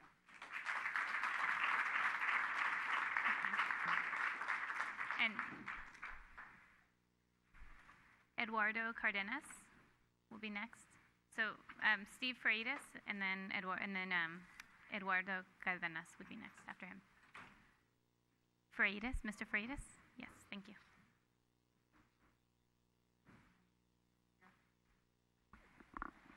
Well, a lot of Through the chair, people said excuse me for interrupting you, but through the chair, I know there was some, just a moment, I'm sorry for interrupting you. There was some comment that there wasn't enough seating. I just wanted to comment that anybody who needs to sit can come over there. And also, if there is anyone out in the entryway, they're watching a television, I want to invite them to come in because there is seating there. Thank you. I'm sorry for interrupting you. Oh, okay. Go ahead. No If you problem. want to start the time all over again. Thanks, Jerry. Steve Freitas, Magnolia Avenue. A lot of things have been said, so I'm not going to repeat them. I'm glad that Michael brought up the fact that you have an extra 10 feet beyond the parapet for the mechanical and that. So even though for a long time people were going 70, and then I read the ordinance and it said 80. In fact, it is 80 feet. So what is the problem? The problem is it's a beautiful it's not a problem that it's a beautiful building, and these people are doing the job they were entrusted to do, to get the most out of the property that they could. That's their job. Now you guys have a job, and then the council will have a job. The council's main job is to protect the residents of San Bruno. That's why they were put into place. I know that they're looking out for the well-being financially of the city. The $10 million to the general funds, a good chunk of change when you're running in a deficit. And I know I worked for the city for 33 years. And so they have the hardest decision, because the way the ordinance reads, or the TCP reads, it says that the council has the authority to amend the height of the buildings, I'm just paraphrasing, if it affects a residential neighborhood. Well, council, if you're listening, this affects a residential neighborhood. So if you had your house behind this building, it'd be a whole different thing. And to the council that voted in the TCP, I wish they were living on Linden Avenue right behind this, because they would be thinking differently. And you know who you are. And that's a travesty. Yes, we need progress. Yes, it's beautiful. Yes, we need something, but we don't need 80 feet of it. So scale it down. You guys have the authority. You have the authority to stop the whole thing. We're not saying that. But make it right. Make it right for the people, the residents that live here now, not for the Google people that are going to be living in these apartments, and then they're going to be building their apartments in the Google area over there. And for all the workers, I'm all for them. I'm glad that they use union labor. I was a union man not against anything like that, just against the height. Thank you very much. Thank you, Mr. Thank you. Eduardo Cardenas, and after him, Kenneth Ma. Good evening. My name is Eduardo Cardenas, and I'm a resident of San Bruno. Here tonight, I'm support the Mills Park Center. I have enjoyed living here for the past 7 years. Should I need to move, it would be very difficult if I found something affordable to live in this area. You know, like the market is going up all the time, so why not to have those apartments, affordable apartments? I don't want to move out of this area. I want to be close to my family, to my city. I want to be home early. As a construction worker, I look forward to the opportunity to work in the community where I live, close to home, so I can spend my time with my family. As a resident of San Bruno, I will encourage to move the project forward as quickly as possible. Thank you. Thank you. Kenneth Ma, and after Kenneth Ma will be James Kendall. Oh, yes, yeah. Hello, my name is Kenneth Ma, technically. I live on the border. I live in Millbrae, but I live on the border, and my aunt lives in San Bruno, so I grew up in this area and living in Millbrae. But so yeah, I'm a carpenter for at Local 217. New housing and affordable housing are desperately needed, which this project will provide. Signature Development have proven themselves to be great partners with the building trades. As a carpenter on the project, I can help build and improve my community, take traffic trips off the road by not having to commute hours to a job site, and spend more time in my community. Thank you. Thank you. James Kendall, and after James Kendall will be Auros Harman. Thank you. Good evening, Chair and Commissioners. My name is James Kendall. I'm a representative from Carpenters Local 217 for San Mateo County. I'm speaking on behalf of approximately 38,000 carpenter men and women across Northern California, including San Bruno residents. We are here in support of the Mills Park Center project, as Signature Development has worked with us and made a commitment to the use of responsible contractors when it comes to carpenters and labor. For us, this means a few things. A livable wage with medical and retirement benefits that allow workers and their families to live in the communities they work in. This also means those wages would be reinvested back into the local economic community as they spend their earnings, and their tax dollars will help fund local schools and government. A commitment to accredited apprenticeship programs to guarantee we will continue to have a trained, skilled, and experienced workforce that is able to complete high-quality projects in a safe and timely manner. This provides opportunities not just for a job on this project, but a career path for many men and women who have or will go through our pre-apprenticeship program, and we are part of the Helmets to Hard Hats program for our veterans returning from service. We believe this is a responsible project that will help ease the housing burden we all face. Additionally, this project site is near San Bruno Transit Center, shopping, as well as the YouTube campus. We hope to see many residents take advantage of these local opportunities, resulting in fewer cars on the road. In closing, the Carpenters support this project for the benefits it will provide to the community, including the much-needed housing and union job creation. We look forward to your approval of this project. Thank you for your time. Thank you. My name is Auros Harman. I live on 2nd Avenue in Bel Air, and just for the record, if you wanted to put a development like this into my neighborhood, I would be in favor of it. We need more housing. The lack of housing makes everything in the Bay Area more expensive because, you know, if you have a barista at your local Starbucks, you have your teachers, your whatever it is, those people either have to commute here, which adds to traffic, or they need to, you know, somehow afford rent here, which means the jobs have to pay them. This is a weight around the neck of our entire economy, is this housing crisis. So we are radically behind on what we need. I looked at those numbers on how many housing units we've built in the last 4 years. If you compare that to just sort of births and deaths in the community, we are not building enough housing just for organic growth. If the only people that you wanted to let live here are the ones from here, we're not building enough housing for them. That's ridiculous. So I am strongly in favor of this project. I'm very impressed with what the city has done with the sort of the concessions to making things better, improving the traffic flows, widening the roads, the cash involved. Having dealt with the city, we are relatively recent homeowners in the area. I've been bouncing around the Bay Area for 20 years, but finally was able to afford my own little plot of land and my own house, which is, so we're bringing that up to code and have dealt with the city, and we're impressed with the professionalism of the team there. I trust that they have done a good job on this, and I think it should be approved without delay.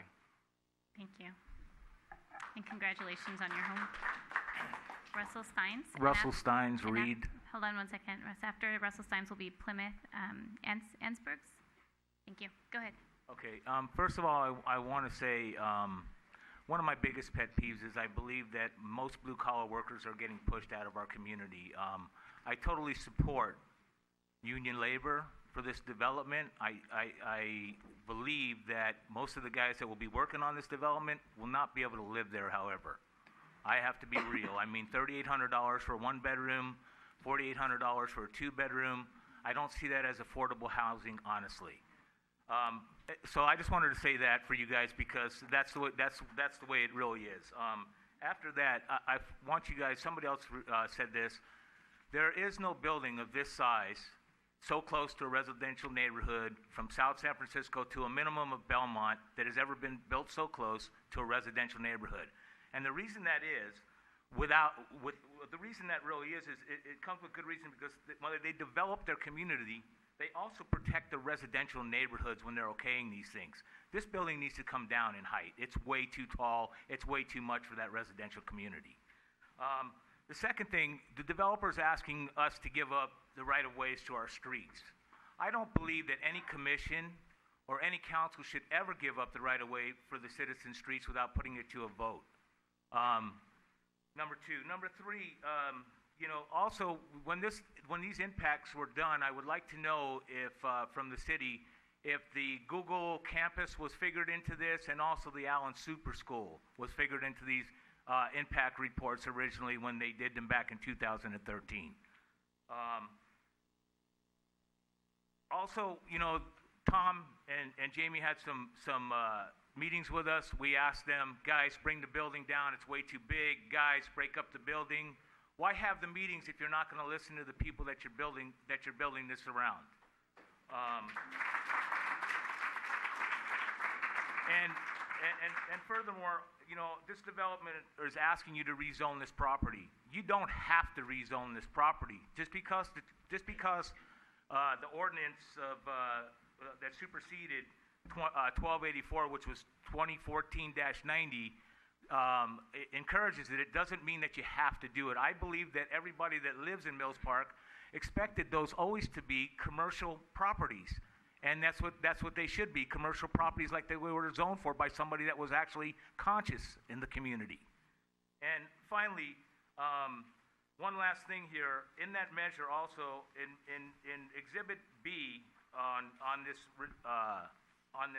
ordinance that superseded 1284, it says, nothing in this ordinance shall be construed to require the city to approve any such development, which means that you guys do not have to approve this if you think that it does not fit in our community.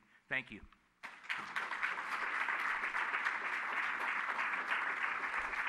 Thank you. The speaker after Plymouth will be Rhonda Sims. Hello. Hi, my name is Plymouth Ansbergs. I actually live with Aros in Bel Air, so I'm relatively new to San Bruno as of a couple of years ago, but I've lived on the peninsula for about 15 years, and housing is a problem everywhere. I mean, the previous speaker was right that affordable is a relative thing, and these houses don't sound like they'll be super affordable to like the lowest income people. If we don't build them, it will be even worse. We desperately need more housing in this area in every community. I'm really impressed with the work that's been put into making the impacts on the surrounding community as minimal as possible. I mean, specifically in terms of the issue of garbage collection as related to the library, it seems like the mitigation on that, they've done a really good job. I mean, when my garbage gets picked up, a garbage truck drives down the middle of the street, nobody can get by, but it's a few minutes once a week, so I don't feel like it's a big impact. In terms of the The development specifically, this is probably too early in the project for this to have been considered, but I feel like I want to, bring it up even though it's early. I would really like to see some measure of public art. We should have fountains and sculptures and murals, and it should really be like a vibrant and beautiful place.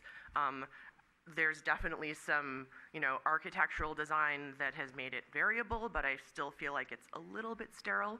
So I think it would be great to add that, but that can be done in the future. In the meantime, I think this is amazing and beautiful, and we need like 5 of these in this city. Thank you. Thank you. Rhonda Sims, and after Ms. Sims will be Craig Glassner. Chair and Commission, thank you for your time. Rhonda Sims, resident on the 500 block of Acacia Avenue. I've lived in San Bruno for 28 years, and traffic has not gotten better, it's gotten worse. What I wanted to ask this group, the planning and the commission team, is are you coordinating any of your planning decisions with the 3, 5, and 10-year plans with Google and YouTube, and the city's plan for the super mega school is regarding traffic flow and footprints, exits and entrance? Are we considering any emergency response or activity? How will ambulances and fire trucks exit and enter this as we continue to build? How will families enter and exit, picking and dropping off children at the school? We have both the school office on Genevieve and Acacia, and then the larger school. I think the imprint that we're making should be considered long-term, not a single decision for this super complex, but where are we going to be in the years to come, and are we setting our strategies and our plans in place to accommodate and account for the number of residents and the number of vehicles that we're going to see on these roads? I think it's an opportunity for you to partner with the businesses that are influencing some of the decisions here, and I think it's an opportunity for you to make those plans a consideration and a decision factor. Thank you for your time. Thank you. Craig Glassner. Hi. And I'm sorry, Mr. Glassner, after you will be Marcia Glassner. Oh, I think I know her. So many things I'd like to say. So I'll just say height, parking, traffic. But I wanted to correct something that was misrepresented. I live on Linden, where that wall is that was previously discussed, that 10-foot wall. And it's really not a 10-foot wall because our yards are, most of the cases, higher than that. I went out this morning before the meeting to take a look over my wall. I see just the tops of the existing commercial buildings over my wall because my yard is higher in elevation than that. I then sort of extrapolated 70 feet up, an additional 60 feet, and I might as well be at a drive-in theater. Some of us remember what a drive-in theater was. Right by the screen. My backyard will be gone when it comes to the view of the sky, of the sunlight. We have gardens back there. We actually have a wildlife designation for our yard because of water sources, nesting areas, trees. We try to keep it very natural. We native plants when we can. We have all kinds of interesting critters that we visit. And I can't imagine what the impact will be to them either. So the idea that the setbacks and stuff are really going to make a difference, I'm going to be looking rather than at the roof of the buildings now there. It's going to be about like that when I'm in my backyard. So I just wanted to correct that misrepresentation of that situation. In fact, I'm one of only 2 houses that have a gate out onto White Way. That's a major transportation route on foot for me, is to go out that way. So I know that area very well, and it's a monstrosity. I just have to agree that for the residential nature of our neighborhood, this complex would be beautiful many other places, but it's a monstrosity for our neighborhood. Thank you. Ms. Glassner, and following Ms. Glassner will be Selena Gu. Hi, I'm Marcia Glassner. I also live between Linden Avenue and White Way.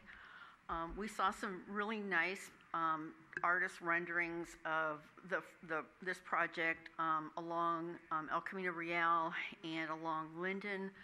We did not see anything that showed what this project will look like along White Way, or along Keynes for that matter, or a couple of the other border streets.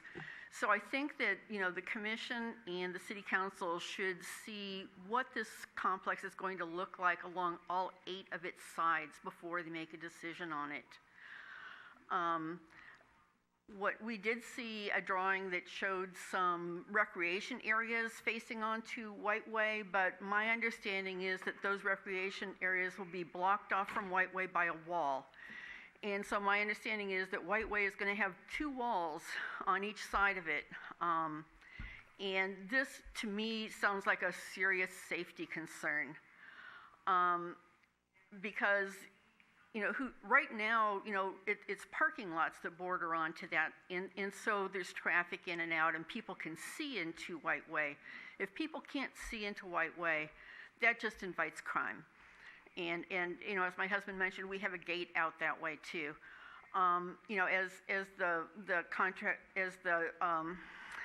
the representative, admitted, there was no outreach to the folks who have walls on that side, to talk about, how should White Way be handled, with this new complex here, and should there be changes to the walls on the private property, and was it appropriate to have a wall, directly across from it, for the project. So the other thing I want to mention is that it continues to perplex me how these height limits, so Measure N raised the height limit along El Camino Real. And if you look at the text, it clearly says along El Camino Real. And the map that accompanied that clearly showed Camino Plaza as a street. And so all of those businesses that are along Camino Plaza, they're not along El Camino Real. And that part of that property, the height limit should not be raised for that. The 70-foot limit should be between the current Camino Plaza Street and El Camino Real Street. Thank you. Thank you. Selena Gu, and after Ms. Gu is Tom Quigley. Oh, I'm sorry, he already, that was the applicant. Hold on. David de la Torre. Go ahead. I'm Selena. I live in Elm. I'm a resident there for about 9 years now, and I'm just telling you, affordable housing, you're saying this is going to be affordable housing. Who is it going to be affordable for? Because where I'm living right now, I own it. I would not be able to afford to live in these condos. And then you have allocated 1 car per bedroom. That's assuming that if a spouse, like you live there with a partner, you're only going to have 1 car. I don't think that's true. Because right now in my household, it's 3 people. Each of us have a car. We each have a bedroom. We have 2-bedroom house with 3 cars. And it takes all 3 of our incomes to afford to live in my house right now. So there is no way this is going to become affordable housing for people. It's a good idea to increase housing here, but the size of this is going to ruin the residential area. Also, I don't think she's finished yet. Go ahead. There's also the current businesses that are there. What's going to happen to those businesses? There's a mom and pop restaurant there that I always go to because they're mom and pop. But what's going to happen now? Are they all going to get destroyed and it's going to be a huge grocery store? What happens to small families who own stores? It's not going to be possible in this huge monstrosity of a building anymore. Who's going to be able to own a business here? What else is there? The residential parking. You guys were saying that if all the residential parking was going to exit onto Elm, but that doesn't mean that the grocery store, they're all going to exit onto the current residential streets. That's going to cause a lot of traffic. Right now, there's already a ton of traffic. In front of my house is blocked off, and when I exit for work already, it takes me 5 minutes to get out of my driveway. If you add this building behind there, how am I going to get out of my house? There's already no parking on our street. We park 2 cars on the driveway. We won't be able to get out of our street in the morning when we go to work. You have to take these things into consideration. I mean, I think it's fine if we're going to add more housing, and it's good to have this project going, but it's way too big. Please take our concerns into consideration when you look at this. Thank you. Thank you. Okay. David De La Torre, and after David will be Diana Laxon. Good evening, Commissioners. David Del Torre, lifetime resident of San Bruno, and I'm the Secretary Treasurer of the Laborers, Local 261. We're a building and construction trade union. We represent working men and women throughout Marin, San Francisco, and San Mateo counties. I'm also an affiliate of the Northern California District Council of Laborers that represents working families throughout the 46 counties in Northern California. And I'm here just to say that we unequivocally support this project. Aside from my union affiliation, as I mentioned, I am a lifetime resident, and in my lifetime, I've only seen incremental improvements, other than SFO, in this city with such potential. This is the hub. This is the hub of transportation. I mean, when people come in, they fly in from wherever they're going to go, or they fly into SFO, the first impression is San Bruno. We have neighboring counties that are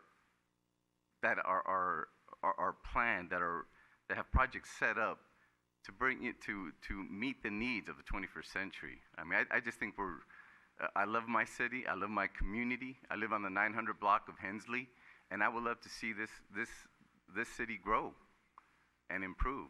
So I do appreciate the remarks on both sides, and just move this project forward. Thank you. Thank you.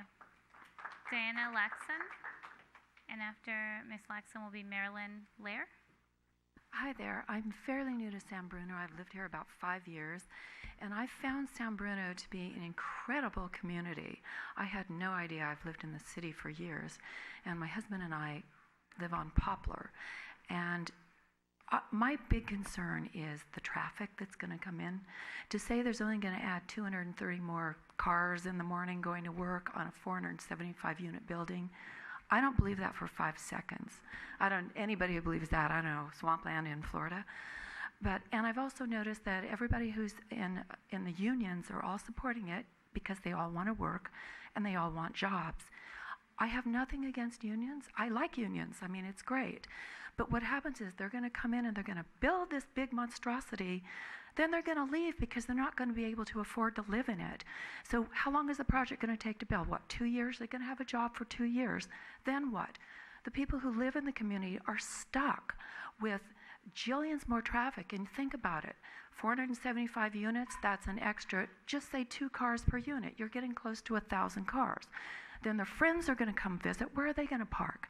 I also noticed on this piece of paper we got, they're talking about, and it came up earlier, people who are living in these units have to sign off that they never get to have street parking permits ever. So what does that mean to me? That means what? I have to get a street parking permit to park in front of my own house in my community in San Bruno? And what's that going to cost me? In San Francisco, they started out costing $13. Now I think they're $175 a year. I've got 3 cars. What am I supposed to do with that? Who's going to pay for that? Is this project going to pay for that? I mean, my husband and I, we're working people too. And, it's difficult for everyone.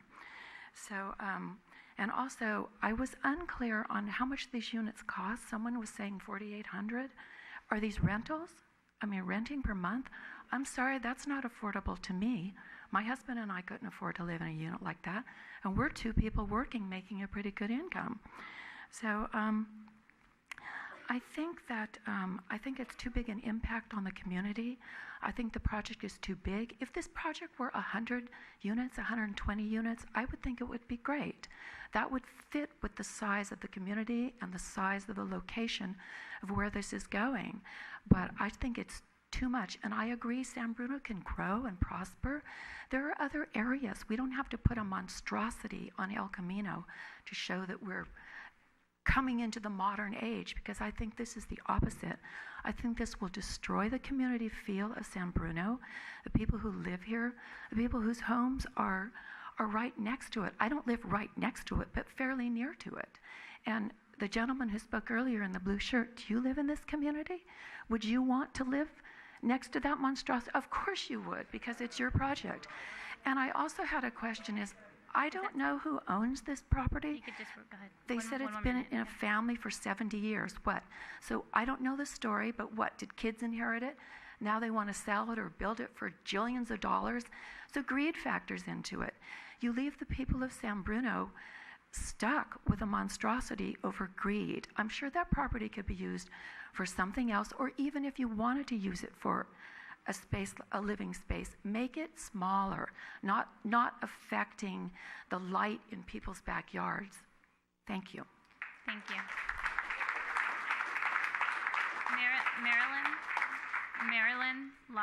Marilyn? Is Marilyn still here? Okay, the next, Kathy Fitzpatrick. And Michael, if you could maybe line up after her. Michael Souza? Go ahead. Hi, I'm Kathy Fitzpatrick, and I've lived in here all my life, so for 57 years. And when I grew up, Bay Hill was a forest. And so I love the growth that we've had here in San Bruno. I think it's great, but that building is too tall. You know, everything else is not that tall. We need to stick with the height of four stories. Even if it's going to be the fifth story, that's fine, but this is just way too many stories on this building. And on top of that, you now have created a sound wall on San Bruno Avenue. We don't even have a sound wall yet on 280 for the houses in the Mills Park area. Where is that sound falling into the middle? Has anybody done anything on that? Because now any noise on El Camino is going to come up and over that housing area, and it's going to land somewhere. Where is that landing? Is that landing near our huge school that we're building now? Is that noise going to be filtered over that way? Where's all that noise coming to? Because eventually there will be a sound wall on 280. You know, we are the only community that doesn't even have one up there. And so it's all going to land right by those schools, right by Edgemont, right by, Allen, all that space. So I think that's something that's never really probably even thought of or taken into consideration. Parking-wise, I agree. The parking is got to be, if you cut off a couple stories on that building, then you're going to have less parking. You have less cars. The parking situation in San Bruno is ridiculous right now. We also have so many people parking that are going to the airports. They park in front of our houses already. And then on top of that, you're adding this extra piece onto it. And Elm is ridiculous. I live on Williams, which is a very quiet street, but these other just throughways going off to San Bruno Avenue and El Camino is terrible. Thank you. And was there Michael or Nikhil, maybe? No? Okay. Did Brenda ever come back from Elm Street? Brenda? No? And Bill Ruggiero? Did he already go? Bill? Okay, thank you, Mr. Ruggiero.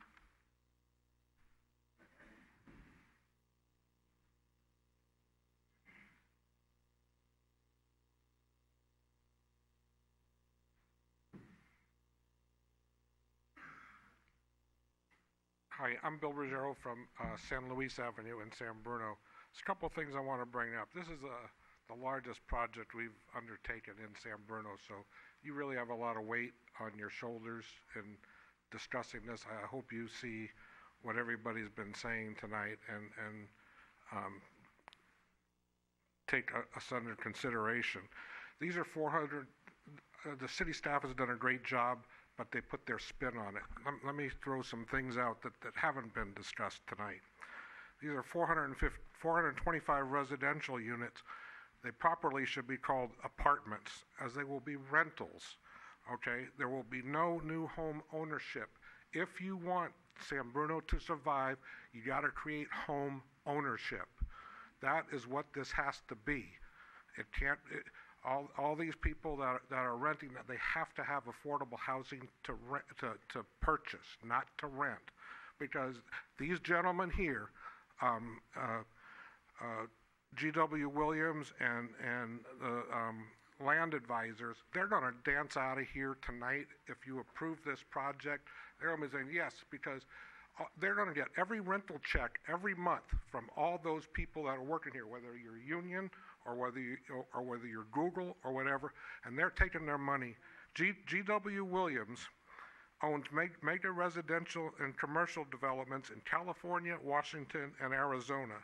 They don't care about the traffic impacts it will have on San Bruno, as their rental checks will continue to flow in. This project is way too tall. The city puts a spin on it, it's 70 feet. It's actually 80 feet, okay?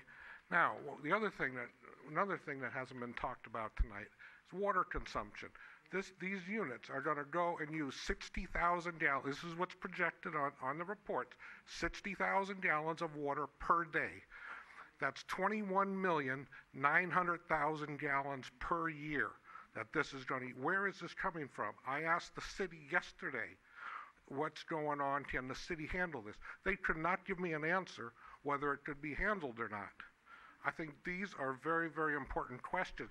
This is a 3,400-page document that we were given on Friday to review, and we all have 3 minutes to talk to you. I appreciate the time, but it's like, I mean, there's so many things.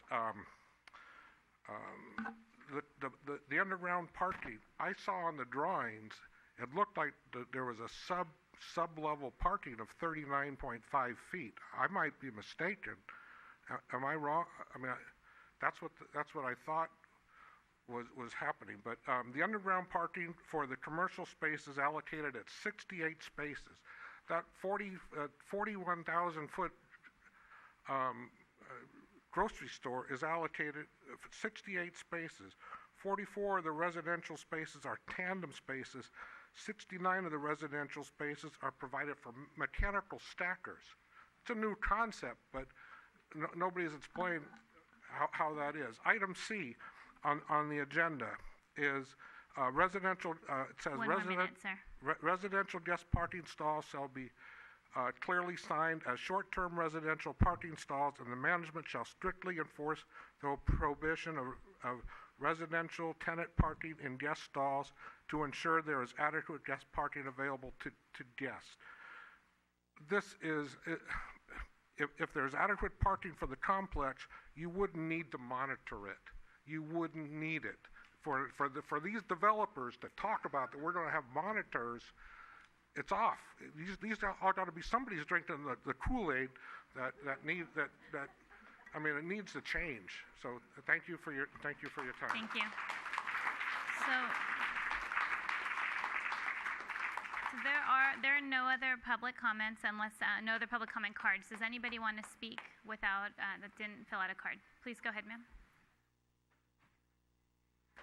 If you want to line up, that would be great. Thank you.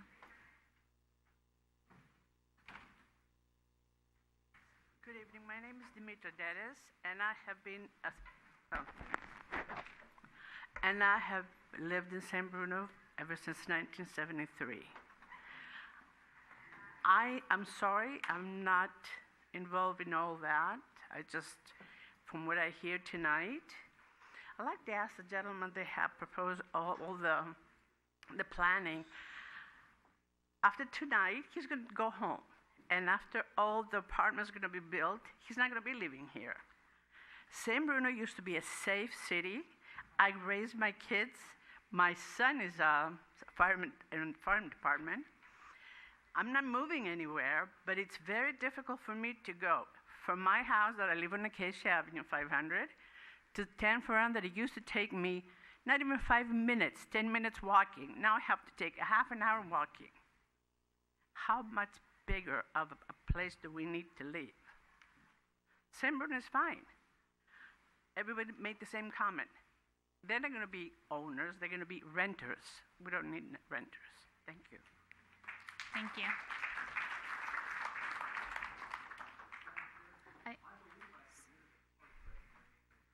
Maybe it was the one I couldn't read. Feel free to come on up, because there was one I couldn't read. Yes. Yes, that's it. Thank you. I remember San Luis.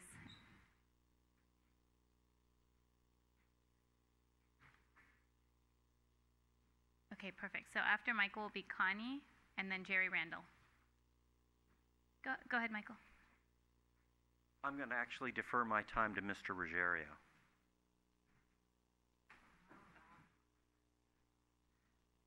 I'm looking at council. I'm okay with that if there's no legal barrier. So there's no strict legal barrier. The problem is if you allow one person to defer their time, then everybody. We've done this in the past. Then It's I'm sorry. happened- If it's you happened just in the past. if you just let me finish for just a second, it's up to the chair. Everybody please let council speak So we yeah, can let me hear. just finish. We're listening to all of you. The important thing is to know that there's no legal barrier to allowing it. It's just that if you do allow one person to defer their time, then you'll need to allow other people to do the same thing.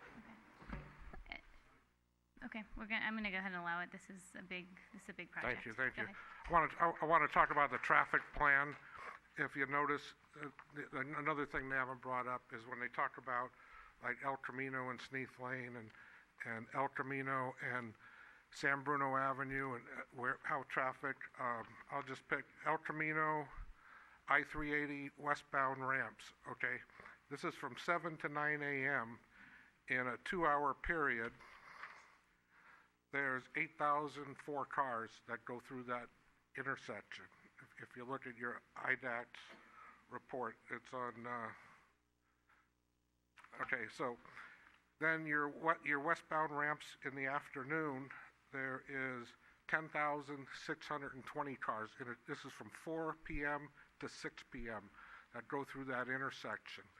I mean, we're just overloading our city streets with this. The El Camino I-380 eastbound ramps.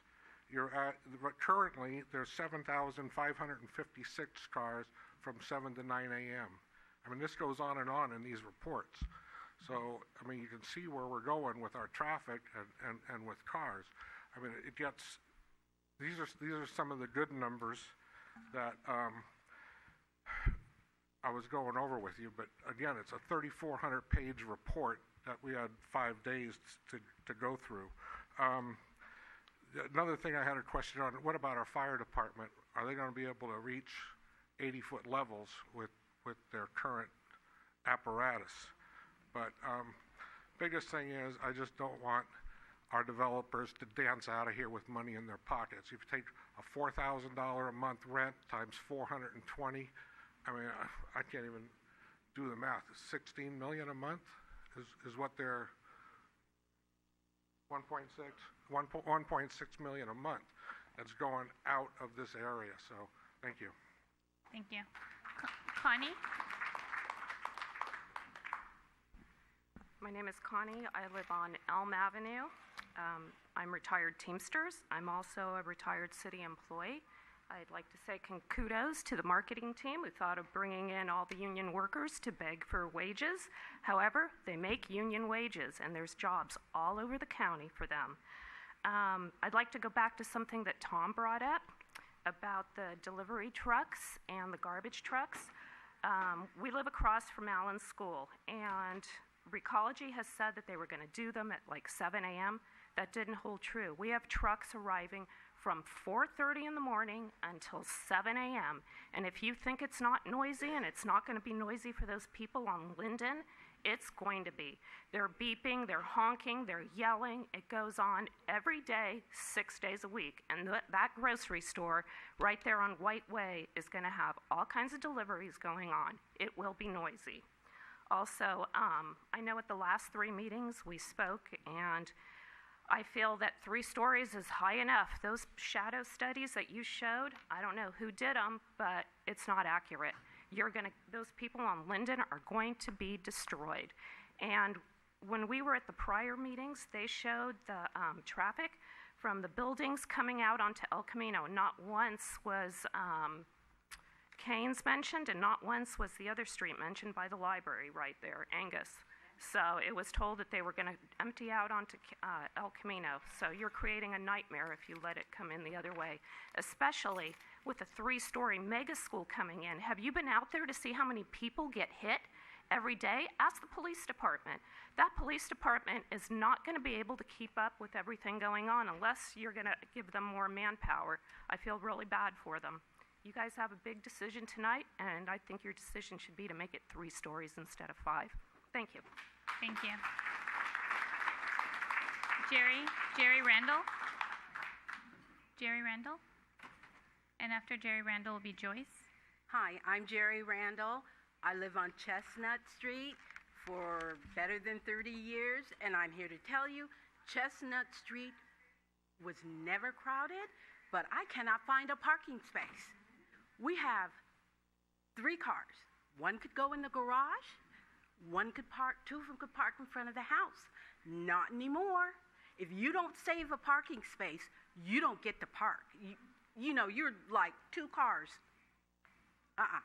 You can't park in front of your house. Now, right down the street from me is Genevieve. And guess where these people are going to come to get to 280? Straight up Genevieve, make that curve, and they're right at 280. That's a major throughway now. And I'm sorry. That tall building is really unacceptable. And if anybody is listening really to the way we feel about that tall building, they'd bring it down to 3 instead of 4. Because that's incredibly high. And the way it's going to devastate the homes in the area, it's going to be incredible. You're not going to be able to get out. If you have an 8 o'clock doctor's appointment, you're going to have to leave at 6 o'clock in the morning just to beat the traffic. Oh, don't even mention the school traffic. When they told me supersize the school, I was glad my children were both grown. And they don't need to use the school system, but my grandchildren probably will. And I don't want them trying to get across the street in this kind of traffic. Because I'm going to be almost old. Let's just put it that way. And I'm not going to be fast enough to get across that street. So we have to really start thinking about this and really be serious. I grew up with the unions. I was in the union. God bless the union. But that building's too big. It's got to come down some. Okay, Joyce on Elm Avenue, and that's the last speaker card I have again, so anybody else who wants to speak, please line up. My name is Joyce Hanley. I live on Elm Avenue, directly across from Allen School. This project wouldn't be so bad if it were 3 stories, then 10 feet more for the whatever they're going to put up there, ductwork or whatever. That's not so bad. But when they put it to 5 stories, that's way too much for our neighborhood. Most everybody that's going to be working on it, they don't live there. You folks don't live on Elm. You don't live in Mills Park. You live in San Bruno, but not in our neighborhood. Right now, the car dealerships bring their cars over to Elm. They park them for days on end. We've got, 4 cars right now sitting out there for the dealership. The guy gets out, he laughs, thinks it's funny that he's able to park his car there. We have people parking there to go to the airport. We're going to have more cars from this unit wanting to park their extra cars. Oh, hey, Charlie, come park over here on Elm. Just walk down to our place to visit us. Well, that's fine and dandy. But those of us that live there, if we want to have a gathering, where would our friends park? There's no answer to it. These guys, as it was said earlier, they're going to build this, walk away laughing with money in their pockets. Those of us that live there, we have to put up with it on a daily basis. It's not going to be fun. We're going to have to go through demolition, construction. It's going to be a dirty mess. We just had the streets resurfaced. It's going to tear them up again. We're going to have Allen School, demolition, construction, multi-story. Going to make a mess. These guys that are working on it, fine for the unions, terrific. Fine for the complex that's going to be there. But 3 stories only please. It's bad enough it's 3, but that I think most of us can deal with. They've adjusted it to where it's looking nice. We do not need 5 stories in that location. There's other locations, 5 stories, 7 stories, who cares? But this location is way too close to single family units to be 5 stories. Thank you. Thank you. Are there any other public comments? Okay, no, we've been sitting. Oh, go ahead, sir.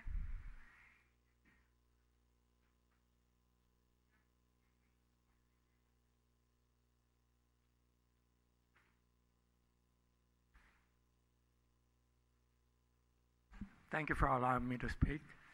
My name is Sergio Chamorro, and I live at Magnolia Avenue for over 40 years. And I'd just like to echo the sentiments of my neighbors. It's going to create a real problem for all of our residents. Please consider how it's going to impact the neighborhood.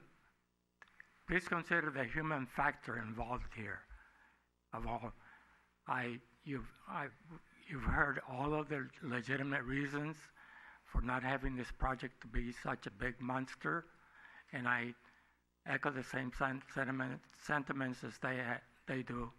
And please consider not allowing this monstrosity to take place. Thank you. Thank you. Okay, last call for public comment. Last call? Okay. Okay, last public comment. Thank you. My name is Dimitri. I just wanted to add really quick.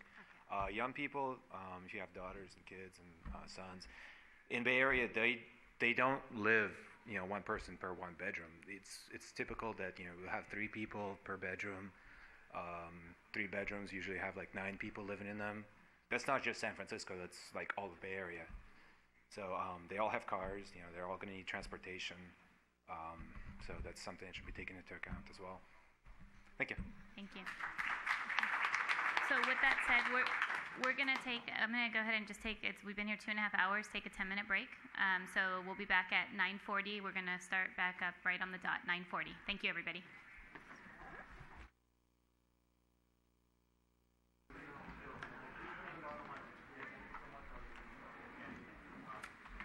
Okay, so we're coming back on the record. It's now 7:42 p.m. Thank you, everybody, for the break. I'm going to allow the applicant to get up and maybe respond to some of the issues that came up. Thank you. Thank you, Chair and Commissioners. I just wanted to clarify a few points. One, somebody raised questions about Prop 13 and the tax increase. The property gets reassessed anytime you have this type of demolition and improvements. So depending on what the ultimate building is and the valuation, obviously property taxes will go up tremendously, whether it's $200 million or $300 million project or whatever it is. The affordables are locked in place by the development agreement for 55 years. There was talk that those would be short-term. They're not. And once again, reminded that 64 units are at very low, low, and moderate, which are very, very deep discounts for San Mateo County. There was talk that this project was just maxed out for purposes of valuation. This project doesn't represent anything even close to maxed out. And drive down to Redwood City if you want to see what maxed out box would be. There's a lot more room in this project to add more units, more parking, and whatnot. So it was done by design. The application was submitted well after Measure N was passed. So this project has always relied on the approved TCP Measure N and the zoning restrictions. As it related to emergency street design, there are numerous things we're doing. Just to reiterate, Kane's circuitous route right now will be increased so that it meets turning radiuses and reverse curves for emergency vehicles. Presently, it does not. It will create a safer intersection for in and out for emergency vehicles onto El Camino Real. White Way is actually substandard fire-wise. It's getting widened to meet the fire code, and that would then allow the fire department full access. Quite frankly, the fire department could go both ways on White Way, which is much better. Linden is a substandard public street. It would now be built to city standards, both travel lanes, parking, curbs, and whatnot. And then obviously a safer path of pedestrian travel for the library parking. Presently, that is a very unsafe design.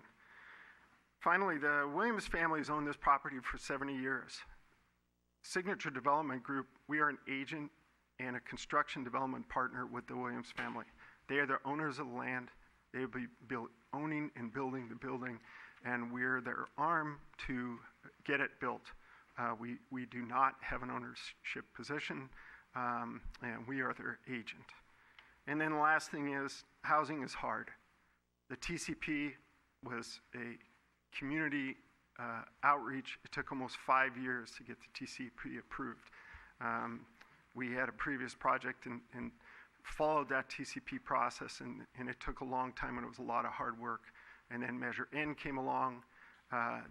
That was a lot of hard work. So I'm older. I've been doing this for a long time, both as a city planner and as a home builder.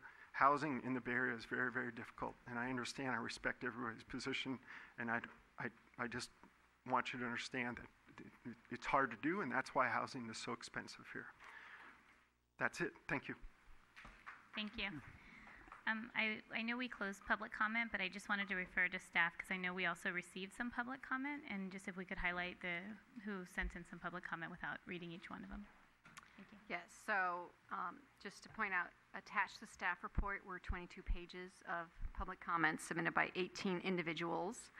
That was Exhibit N of the staff report. Since the staff report was published on Friday, staff has received 4 sets of public comments.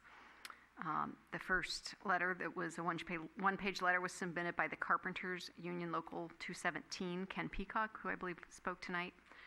That was in support. We had a letter submitted, or email submitted by Alexander Melendrez, who's a resident, in support.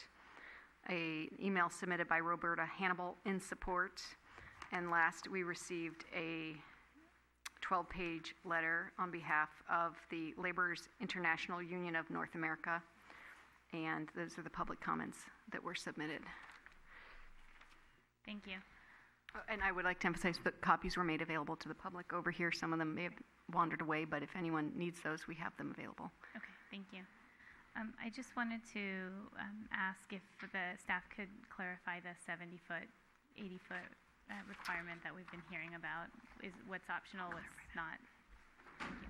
Yes, so the Transit Corridor Plan, which was approved by the City Council in 2013, and then also the height changes, which were to Ordinance 1284, were approved. That's referred to here as Measure N, which was approved by the voters in 2014. That changed the height provisions for this project site. It does include the entire project site. Was described as being adjacent to El Camino, but we checked the maps in the Transit Corridor Plan, and it does include this entire project site. So that does allow for development with a maximum height of 70 feet and 5 stories. The Transit Corridor Plan on page 91 does allow for an additional 10 feet in excess of the 70 feet for architectural features such as trellises or dormers or cupolas, and specifically elevator and mechanical equipment enclosures. And those are the items that are shown on the plan as exceeding the height limit. And this is very common because often the fire department, for safety reasons, needs access to the roof. So it's a very important thing for fire and life safety. Okay, thank you. I'm going to go back to the commissioners' questions. Through the chair. Through the chair. I have a question for staff. I wanted to, because this was passed by the voters, and if it was denied by the commission, would that be, what would be the consequence to that? So the voters approved Measure N. by so doing, the voters did not require that anything be built. In fact, the premise of Measure N was that developers would come to the city and propose development because Measure N was designed to incentivize development. So the city is not required to approve any particular development, and as you can see just by this very process, there's no requirement that the city approve this. The city can certainly deny it if they so desire. So Measure N does not require approval of any particular project by the developer. On the other hand, there are projects that you can decide either meet or don't meet the guidelines in Measure N, and if you decide that they do meet all of the guidelines in Measure N, then you are certainly free to approve that project on that basis. Thank you. Thank you. Through the chair. I'm not certain whether the question is for staff or for the applicant, but I've taken the time to read the background studies that are made available on the city's website. And I would like to confirm my understanding of the results of some of these studies, particularly first the shadow study. From what I'm seeing, I want to confirm that the worst impacts from shadows are, as might be expected, at the winter solstice on December 21st, and that they will include fairly minor impact to the Linden Avenue near San Bruno residents, and much more notable impacts to at the end of the day in winter to the properties across El Camino Real from the project. Is that correct? Yeah, Michael Smith, Planning Department staff. Yeah, the shadow study does show that in winter at around 9 a.m. That shadows are cast on the yards of the backyards on Linden Avenue that abut on the other side of White Way. It doesn't reach as far as the house, but it does come somewhere in the yards of those properties. In the afternoon, also in the winter solstice, those shadows are cast much further onto the opposite side of the street or into El Camino Real. Okay. The other study that I was interested in right now is the parking surveys that look at current conditions at various peak times, morning, afternoon, evening.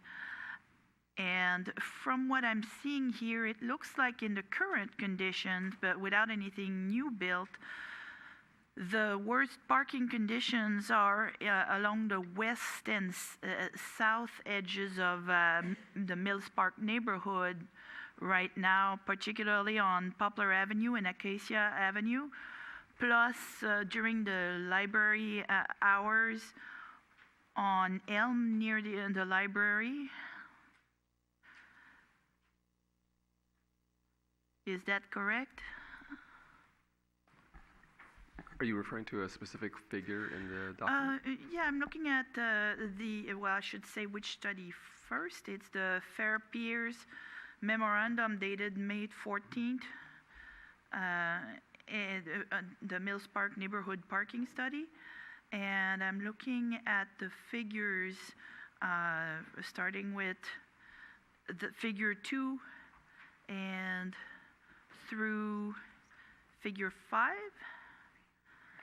And it looks to me like current situation is, and again for parking, not for traffic, is worse away on the edges, furthest away from the proposed project. Is that a fair understanding? Sorry. We have here with us today the environmental consultant from MIG, Ray Pendro, so I'm going to let him answer that question for you. Ray Pendro from MIG. I did not work on the parking study, but it's one of the reports I reviewed as part of the project application. What you're saying is correct, and I will just read the conclusion, one paragraph on page 12 of the parking study. It says, based on the survey, the study area has many available parking spaces with no time period recording more than 50% of the spaces being filled. That's the entire study area. The specific locations and blocks with high parking demands vary by time period, Saturday evening, Saturday morning, weekday nights when people come home from work and so on. A few showed consistent high demands, such as the east side of Acacia Avenue between San Bruno and Keynes, and the east side of Poplar north of Genevieve. Regardless of day or time period, there were at least 200 spaces available north of Angus near the Mills Park site. So, correct. The need is focused, or the use is focused in the areas you mentioned. So it seems to me that it would be reasonable to expect that the majority of parking impacts, if any, from the new development would not be concentrated on the areas that are currently the worst, but the areas that are currently less affected by parking shortage. Is that correct? According to the parking survey, yes. Although I want to point out, as staff has, that the project does meet the city's code for parking requirements. Thank you very much. Sure.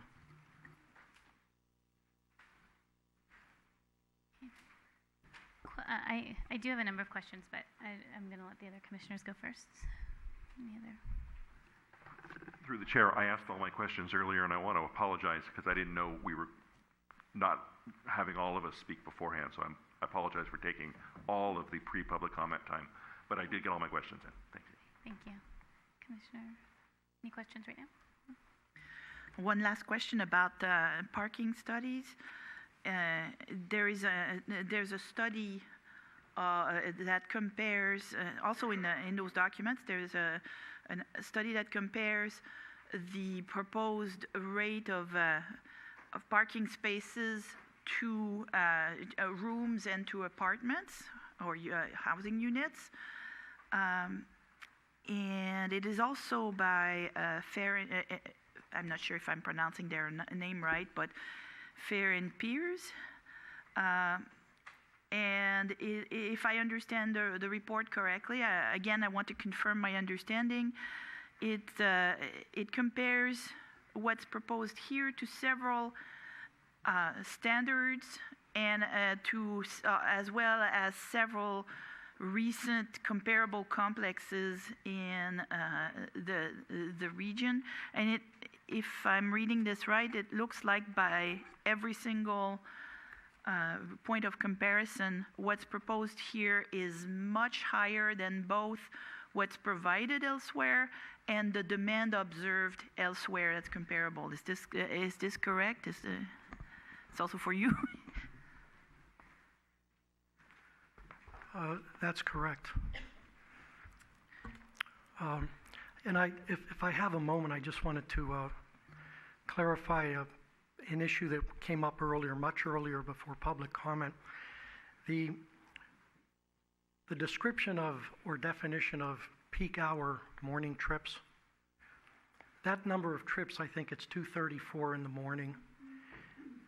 That occurs, that's not the entire commute for the entire morning. That's the highest number of trips within a 60-minute period that has the highest number of trips. So there would be other people leaving for work after that peak hour, before that peak hour. That's just the concentration in the heaviest peak hour. So it's not 234 for the entire people leaving in the morning.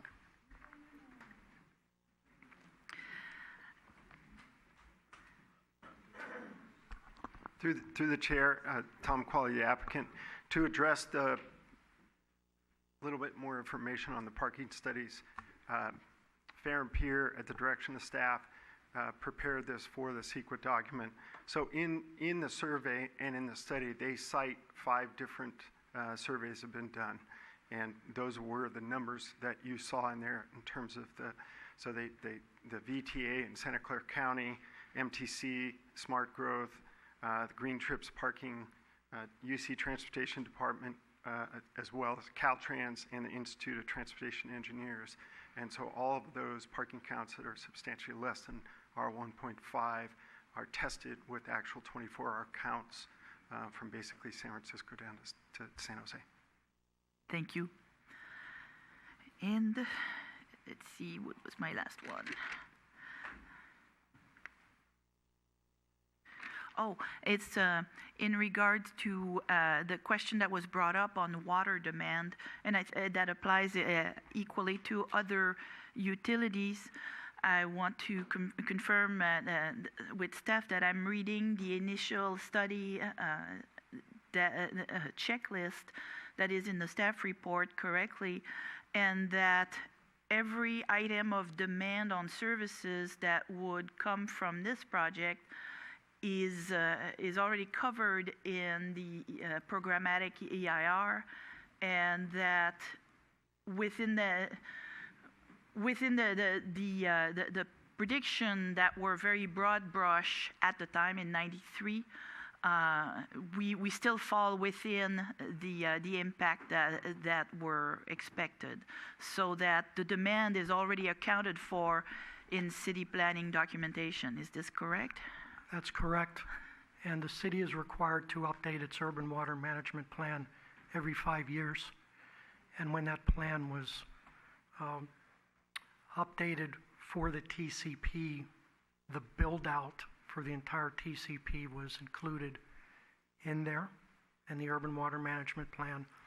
And for this particular project, Public Works studied the infrastructure and it's approximately 55,000 gallons per day and has the capacity and the infrastructure to provide the water. Thank you very much. That concludes my questions for the moment. Thank you. Okay, so I've got, Mary, I'm sorry, did you want to? No. Okay. So it's 5 stories in the front, and how tall is it in the back, facing White Way? Sure. So the height at the rear of the building along Linden Avenue and White Way, it varies. It goes down as low as 1 story in some locations, and it's high in 3 stories along Linden Avenue. How deep into the property before you hit 5 stories? It's approximately 40 feet. Okay. And the difference in topography between El Camino and the western side of the property, how much of a difference in elevation would there be? Because I know there's a slope. I want to say it's between 10 and 13 feet. Okay. Okay. Thank you. So we've talked about parking and we're talking about traffic, but no one's talked about the traffic at the grocery store. No. Okay. I ran a 41,000 square foot grocery store in this town, and to pencil out a successful grocery store, you're talking about a customer count of 1,000 to 1,200 a day. So if everybody in that building walked to the store and bought groceries, you've still got about 600, 700 people coming and going every day to add to that traffic count. And most likely they're going to come at peak hours, in the morning, lunchtimes, evenings.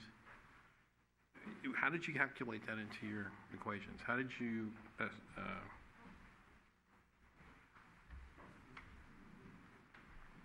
So the comprehensive traffic study obviously included that commercial use. So if you look at the traffic study that's on file, it has all the chip generation rates based on institutional trip rates for both the housing and the retail. So that, I can't give you exact, but it's exactly formulaic for purposes of how you do the traffic study when you have a mixed-use project. So just for my To refresh my memory, the traffic flow for the grocery store is going to come in off of El Camino? Is that where? Off of two places, off of El Camino and just around the corner at Canes and White Way. So there's two entries. Oh, so Canes will actually go into the grocery store parking? Yeah, just you make a quick turn. And So the there's exit split would be, trips. exit would be out? Both. On both? Both to El Camino and both to White Way. White Way is a one-way. But nothing coming back out on? Canes. Canes. Correct. Okay. You can't swim upstream. Yeah. Okay. And that was done purposely to try to split those trips. Okay. Okay, I'm good for now. Thank you. Mary? Through the chair, just a couple of questions. There was a question brought up by, this is for staff, by one of the community members. They talked about big picture planning, traffic, ER, flows, and with Google and other large community business. Has there been any discussion about big picture planning of any sorts to be able to report on? I mean, I know from our experience as commissioners, there is big picture planning. I understand that, and there's a lot of good thinking behind the scenes. But has there been anything that we're not aware of, or that maybe our community needs to know? No. So I think you're fully aware that we're going through the Bay Hill specific plan process. Mm-hmm. That's a specific plan. So it's a smaller area than the city's general plan, which covers the entire city. And that public process is underway. We do not have the draft specific plan or draft EIR yet. But for example, the draft EIR includes a traffic study, and that traffic study includes any projects that are approved or under review by the city. So for example, we provided them with a full list of the projects that are under review. They also look at projects in other neighboring cities, so that they're looking at all of this sort of cumulative traffic in the city, both from existing land development in the city as well as proposed new development. That's called the cumulative analysis, and that was completed both for this traffic and will be completed for any future projects. And a specific plan looks at a smaller area of the city. The general plan, again, looks at the entire city. Our general plan was adopted in 2009. I don't have a time frame yet for when we would look at updating that, because it's we haven't approved a huge amount of development, so it's still valid, and we're still building out under that allotted build-out. Same with this transit corridor plan. You heard about the allotted build-out that was approved, and we're well under it at this point. And then Bay Hill specific plan would also include build-out numbers, and then as projects come forward, they would be reviewed against that. Thank you. So there's nothing else underway to answer your question, and I would encourage anyone to get involved and look at our website for those long-range specific planning items. Thank you. And the other question, I have a couple questions came up with the San Bruno Park School District and the massive size of that building. From my understanding is that we don't make any decisions around the school district. Can you speak to that? That's correct. So school districts under state law have exemptions from local zoning codes. However, I want to emphasize they are not exempt from the California Environmental Quality Act. Mm-hmm. So the district, which is the lead agency, much like we are the lead agency for our CEQA documents, will be preparing a CEQA document, which I would expect to include a traffic study. And then that document would go through a public review process and an approval process, much like your projects. I want to emphasize, too, that with school districts, classroom facilities are exempt from the local zoning ordinances and review, but some school districts do propose non-classroom facilities, and then those go through a planning process. And I want to also emphasize that the school district has to take a vote, which is made at a public meeting, to exempt themselves from the school district, and then that resolution is usually presented to the city for our records. Okay. Thank you. Any other questions?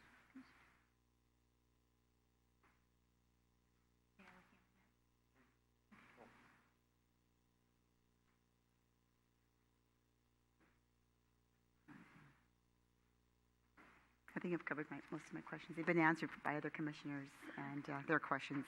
Okay, thanks. So then I'm just going to, I'll start with my questions, and I'm going to just go back to basics. So building A, we're looking at 236 required spaces, and the developer's providing an additional 29 residential spaces and 170 commercial spaces. In Building B, we're looking at 312 required spaces, providing an additional 64 non-required residential spaces and 68 parking spaces. Both buildings are going to be providing bicycle storage on each floor along with visitor bike racks. So what about parking for employees?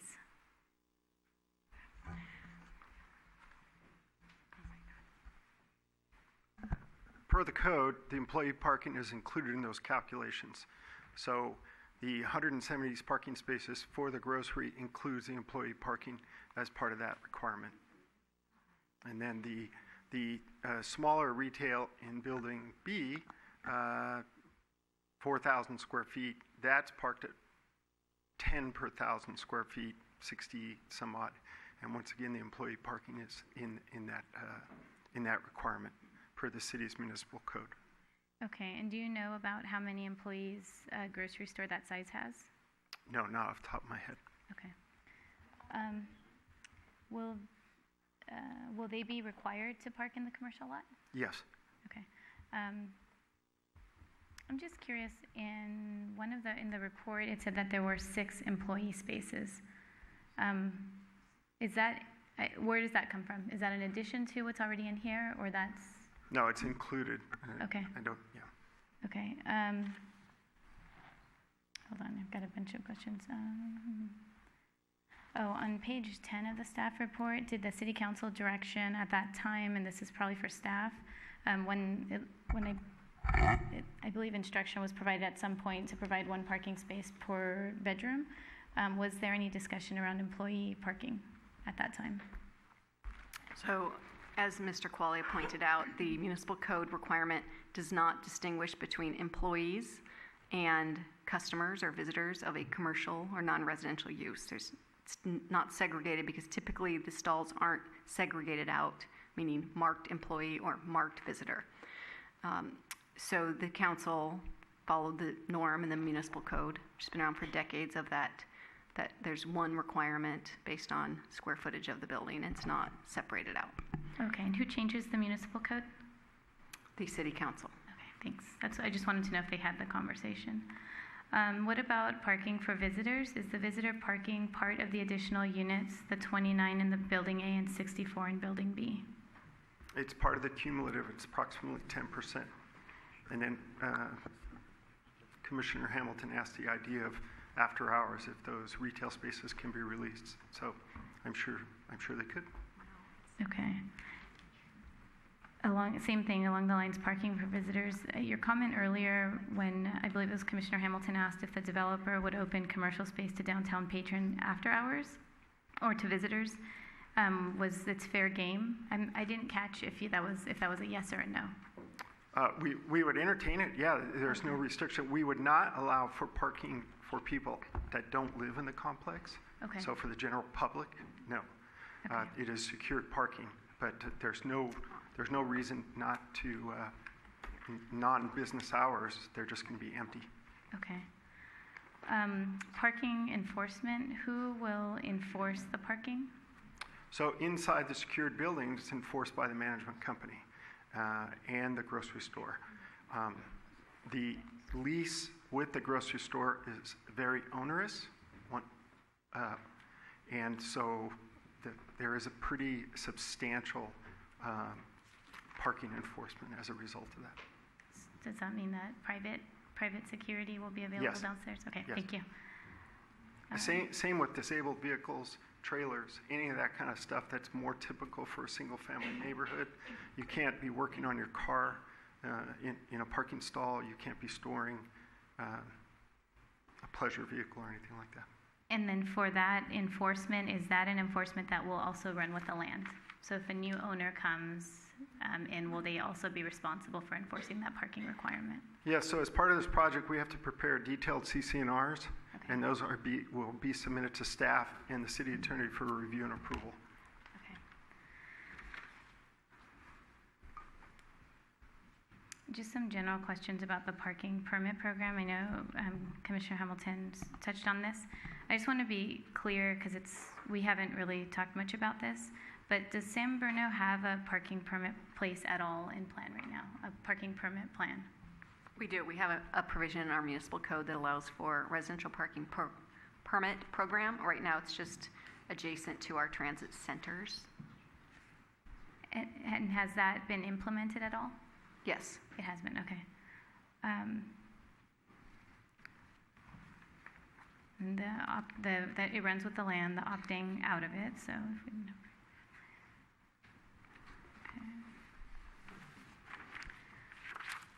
The parking permit plan that we have, I've been reading a bunch of different cities and how these parking permit plans work, and again, I'm just getting familiar with ours.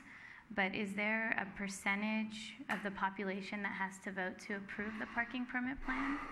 Or it's just in the municipal code and enforceable right now? I'm not familiar with the municipal plan says right now, but I think I should state that a pilot plan is being prepared by staff and will be presented to the City Council for review shortly. Okay. Something that staff is actively working on, which would include an amendment to the municipal code and new residential parking permit program guidelines and procedures. Okay, thank you.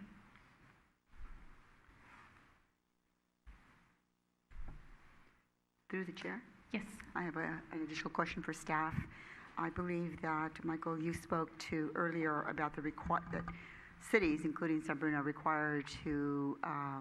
required to provide housing.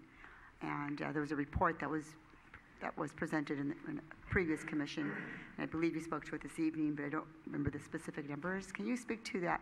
We're required, and I know that we haven't met that expectation. Can you speak to that so that our audience knows that we have to comply with some of the... Yes, let me find the slide here. It's 1,155. Exactly, it's 1,155. That was my next line of questions. That's the total units. And as of today, we've done 119.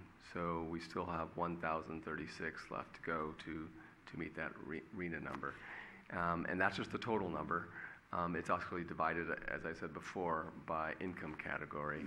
And the ones at the very low and low income categories are very hard to reach. They require a lot of subsidy, and many cities have a problem trying to provide levels at this level, provide units at this level of affordability.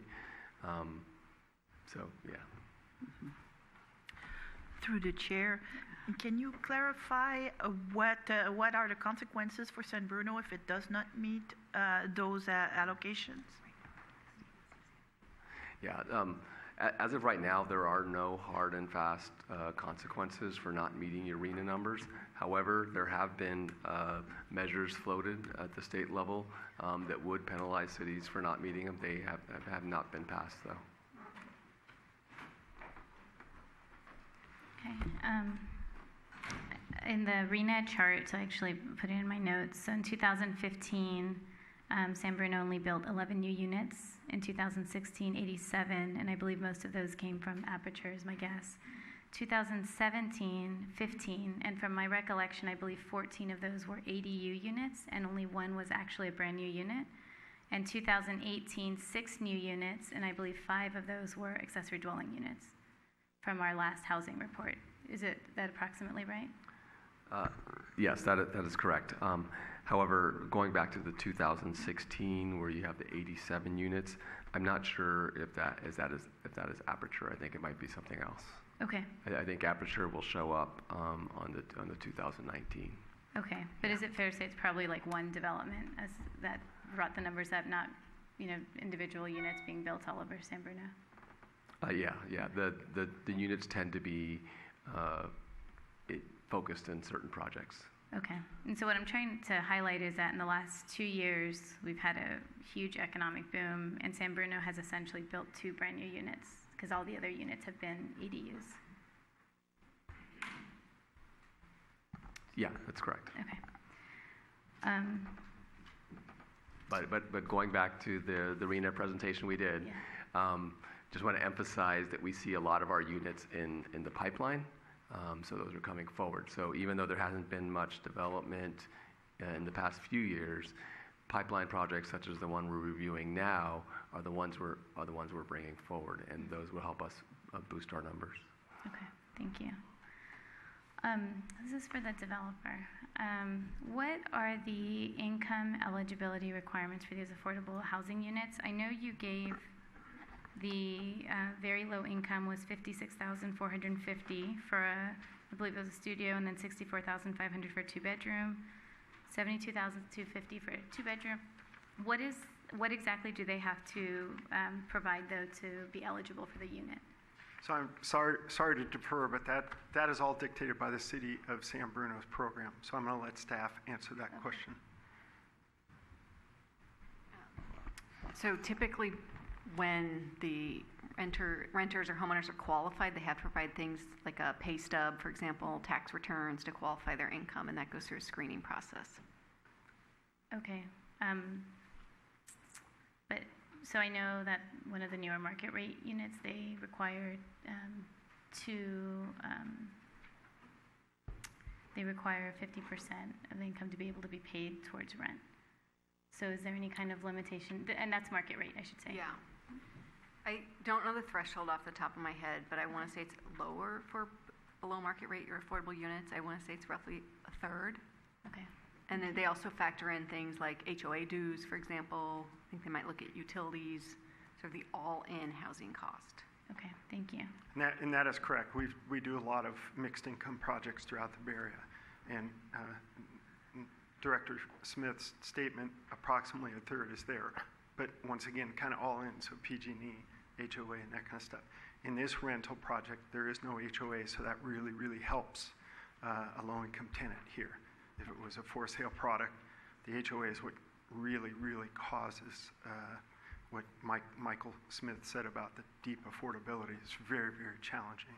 Yeah. So, and as part of this BMR program, we do have the very lows, which is not required by the city, but we're able to work with staff to come up with those. And so that's a nice segue. Is the developer willing to expand past the 15%? No. Okay, so the 15% is required. Yes, and the deeper affordability is not. Okay. So on page 7 of the staff report, there's a reference to the project purposes for sale housing units. What are for sale housing units? There are no for sale housing units in this project. Okay, so let me go back to that page then. Make sure I understand. Commissioner Mason, if I could just add to that. Yes. So in response to your previous question about the 15%, we are going above and beyond the required level of affordability with the deeper level. Also, the city requirement is to pay a fee to build affordable housing elsewhere in the city, and so we feel that we're going above and beyond to provide those units on site also. And then your question about for sale units, the project in the development agreement has the option to convert to condominium, and that would come up in that situation. But if you started as a condo, then you would have to pay higher fees, correct? Correct. So if we opt to build as condo, then we will pay a higher fee. Oh, you will? Correct. If you opt to change Correct. it? Okay. Yeah, because it reads right now, the approvals will allow the residential and commercial units in the project to operate as rentals if the owner elects to do so. That's correct. That's what And if we opted to pay the fee and sell as condos, that would be done prior to, that election would be done prior to anybody moving in. Okay. And I have to say, I do appreciate the affordability factor. I was just reading in San Francisco, the low-income units are costing $700,000 to $800,000 each to build, and that doesn't even include the subsidy. So, thank you for doing that. As far as commercial space, the high-end grocer in the development agreement, it's defined as the city's discretion. So, whose department is that going to belong in to make sure that if there's a recession and this high-end grocer can't afford to stay there, we don't get somebody else in there? I know it does say in the development agreement that there's no discount stores allowed. But what do we have? Who's making this decision, I guess is my question. I can answer that. Okay, thank you. So the discretion about what qualifies as a high-end grocery store, for some reason that was called into question, would go through a series overview. It would start with myself, the Community and Economic Development Director.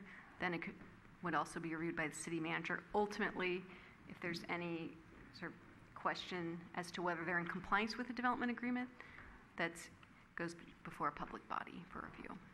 Okay. And is that a process that's in writing? Correct. Okay. It's all in the development agreement. Okay. What about other commercial spaces? I may have missed it, but are there any limitations on the other commercial spaces? I'd like to answer that question.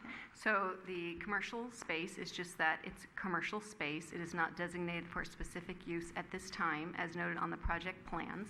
I want to emphasize that the commercial space in Building B has been designed with a parking standard of 17 stalls per 1,000 square feet. That was deliberate to ensure that it could accommodate a range of commercial uses.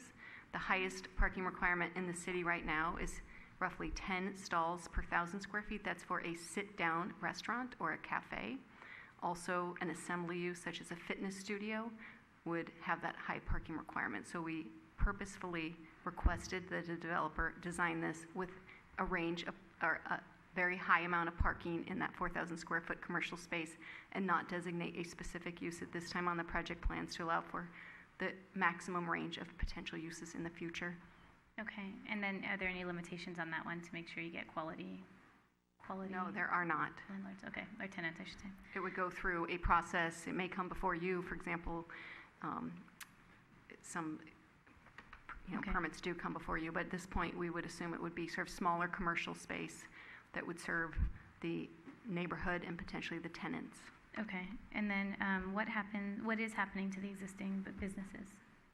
So those are all currently under leases with the property owners, and those leases are subject to any lease. It's an agreement between the tenant and the property owner. How the property owner is handling those leases is not something the city is party to. Okay, so I would just ask that you convey to the city council that as an economic development department, that there be some outreach to those businesses. There's a lot of empty spaces on San Mateo Avenue right now. If this plan goes forward. Resident hiring, is there any preference for any of these businesses to hiring San Bruno residents? I mean, we've heard a number of people get up tonight for at least an hour that they lived in San Bruno, they want to stay in San Bruno. Are any of these projects going to be hiring San Bruno residents? And then when the project's over, is Whole Foods going to be hiring, or Molly Stone's, or, there were like 5 names that were in the development agreement? Are any of them? The city doesn't have any binding requirement to do that. If the developer or for example, the union's elected to do that, that would be their separate private agreement. Okay. There's been no discussion tonight about public open space. That's on page 3 and page 10 of the staff report. In this case, it looks like the open space is all scattered through 12 courtyards at the podium level and at 2 large roof decks. How are these accessible to the public? Who's going to maintain them? What are they going to be used for?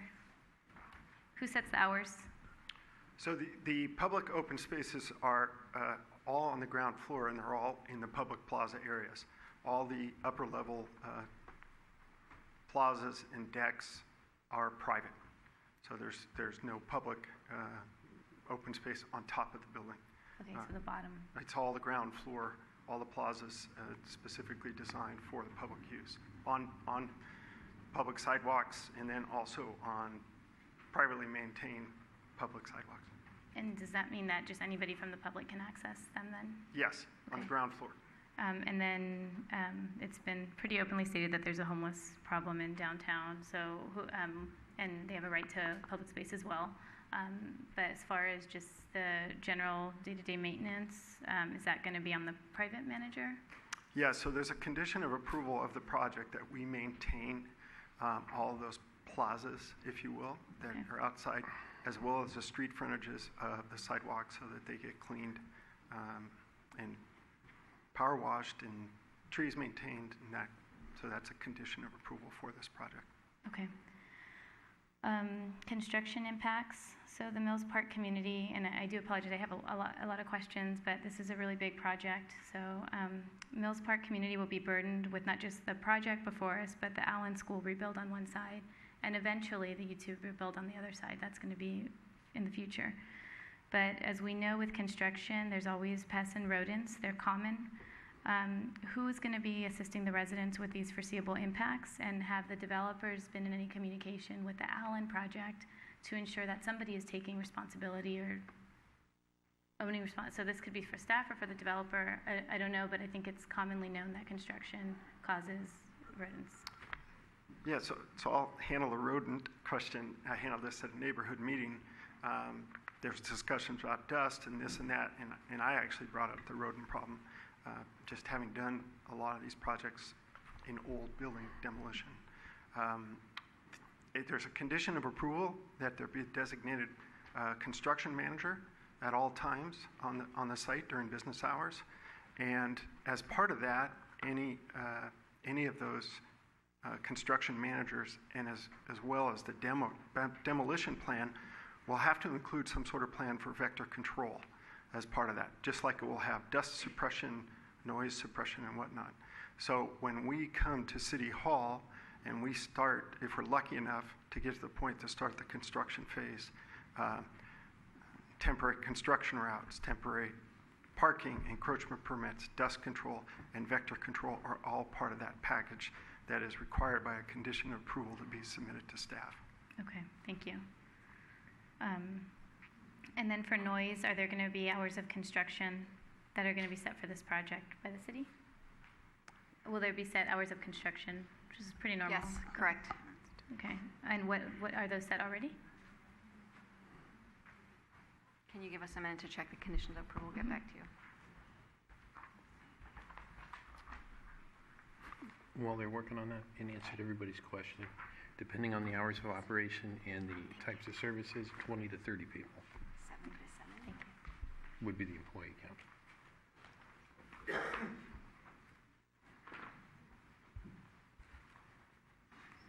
It's Monday through Friday, 7 a.m. to 6 p.m. And if they want extended hours, they have to be approved in writing in advance of construction by myself. Okay. For the community that is on the east side, I know we've heard a lot about the west, and I think we need to, our goal really should be to make all of San Bruno beautiful, not just keep the west side beautiful. And so when I look at San Bruno Avenue, and I look at El Camino Real, and I look at San Bruno Avenue, I feel like we're slowly, not thoughtfully, building a fortress around the community behind the IHOP, because we eventually have 5- and 4-story buildings between the Aperture building, the current 4-story hotel, all the way down El Camino, all the way down San Bruno Avenue, past St. Bruno's, where Carol's Meat is, and then you go back up San Mateo Avenue. Is there any thought being put into that community that's right in the center of all of that development? Well, I would emphasize that community also is I believe, has similar height limits to this, or they do. So it's always possible that they redevelop over time. Okay, but I guess my question is, is there any thought being placed on? Well, I would emphasize on the transit corridor plan, which took years to develop and included a lot of community members, looked at this issue. So I would point anyone to that document, which looked at development and also transitions to lower impact uses. Okay. So you asked if there any thought. The thought was put when the transit corridor plan was prepared, adopted, and then ultimately Measure N was passed by the voters. Okay, I don't know that the community is aware of the amount of development that may be happening right around them. Well, we provided public notice to all property owners and tenants within 600 feet. We also had additional interested parties lists of people outside of that. Mm-hmm. We met all required and exceeded the public notification for this. Okay. For infrastructure, I just wanted to make sure, I know that infrastructure was thrown around on a number of occasions and throughout the packet we received. Will the developer be providing all new infrastructure, underground, everything? For the bounds of the property, including the abandonment of Camino Plaza, so Angus to El Camino to Linden, Linden to San Bruno Avenue and White Way, that entire infrastructure will be brand new. and the connections would be brand new. So Paid right for. now, it is very disjointed, and there's a lot of stuff going everywhere, so that all gets upgraded as part of the design. And the developer's funding that, correct? Correct. It's a very big expense. Yes. The safety, I wanted to ask if, looking at how large the buildings are, if I'm living in a unit that's in the center of Building A or Building B, what is the escape route? So the Uniform Building Code in the state of California has very strict exiting requirements, and they're all based on lengths, and those tie directly to the Uniform Fire Code.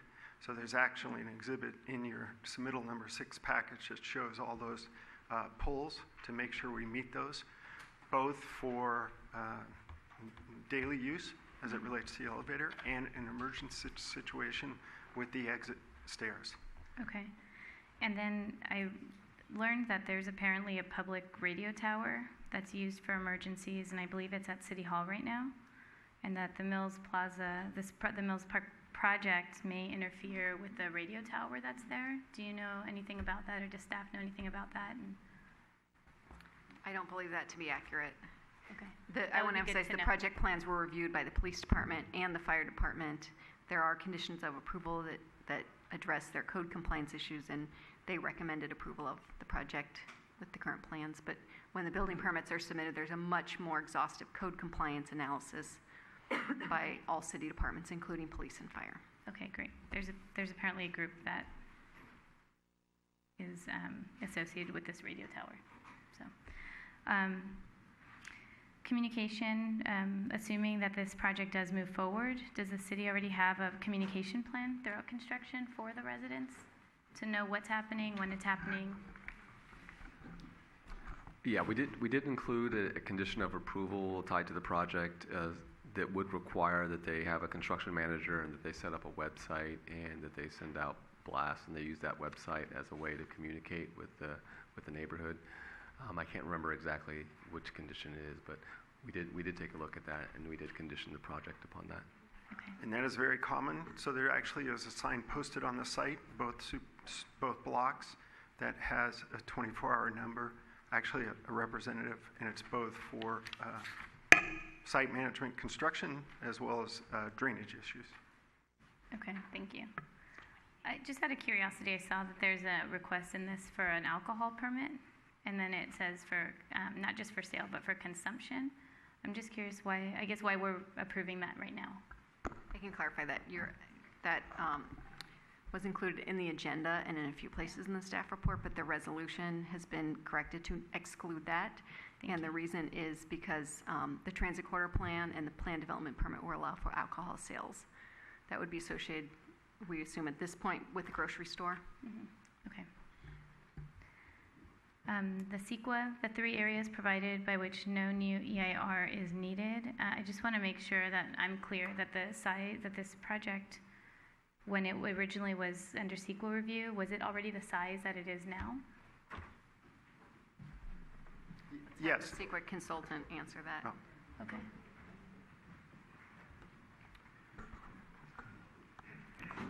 The EIR evaluated development capacity or build out for the entire TCP area. And then for individual properties, the development standards, density, intensity, heights, and massing were calculated for the blocks. And since this project meets all of those standards, you could say, yes, this block and the intensity of use on it was included in the EIR. Okay, thank you. We've talked about the height. I put this in my notes, but on page 11 of the staff report, I just have to say this, but it says the building's ground floor ceiling height is double the ceiling height of a normal ground floor retail space, which has the appearance of an additional habitable floor on the building exterior. The double height retail space creates appealing interior spaces and screens the 2 levels of parking located behind it. The buildings incorporate metal awnings to define the pedestrian realm at the El Camino Real elevation. And I see that I feel like that was partly in response to some of the suggestions made in ARC, and that's probably why it's so eye-catching. But I do want to make sure that if it's so high that it's not counting as one floor, it's still meeting with it, it's still within the 70-foot requirement, right? Okay, thank you. This is just random. The budget meeting that the city council hosted the other day said that the city is ending the fiber to the home program. Is it possible here that there would be fiber available to the 425 units? So I was at the city council budget meeting. We are not ending the fiber to the home project. There's a larger fiber build-out project for the entire city that at this point in time is not funded. But we believe that we would try to make every opportunity to build fiber into these multifamily units similar to what we've done in other multifamily projects. So there have been many conversations between the cable company and the developer to make that happen. Okay, and that you are correct. It was defunded for the time being. Well, it was never funded. It wasn't funded. Yeah. That's the whole problem. Yeah. Right. Correct.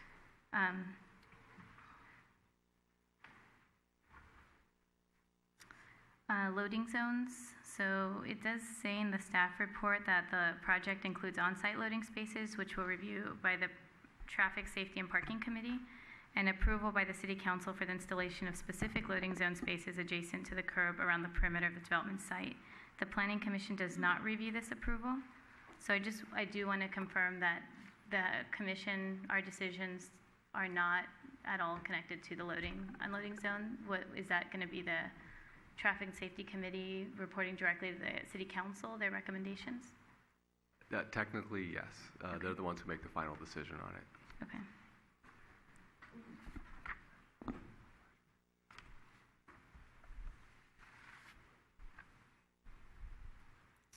On page 7 of the staff report, it states that the approvals will allow the residential commercial units in the project to operate as rentals if the owner elects to do so. Is that referring to like an Airbnb, or is that, can someone specify what that means exactly? Because I thought they were rentals now. I'd like to ask Jamie Choi from Signature to answer that question. Okay, thank you. Sure. So we're only talking about rental as an apartment building.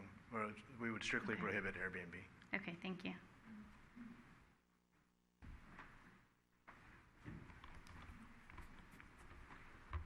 In the development agreement, it talks about the public benefit, which is $10 million.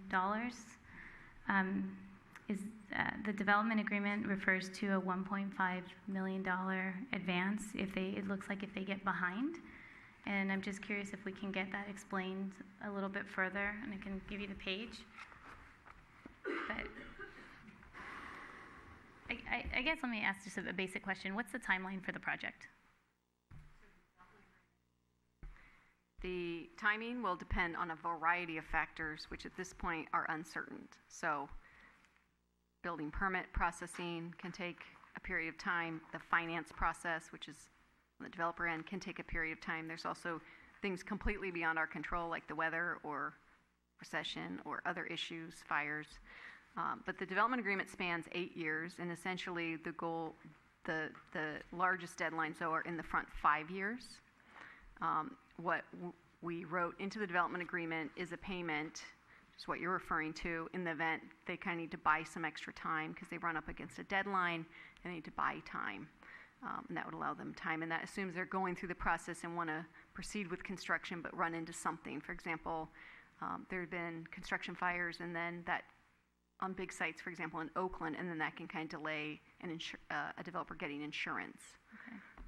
So what we've tried to do is build in what we think is a reasonable time frame for the project from start to finish. But as you saw with the plaza, for example, which was approved in 2014 and is literally moving people in right now, 5 years later, so what we took into account is sort of that long time frame.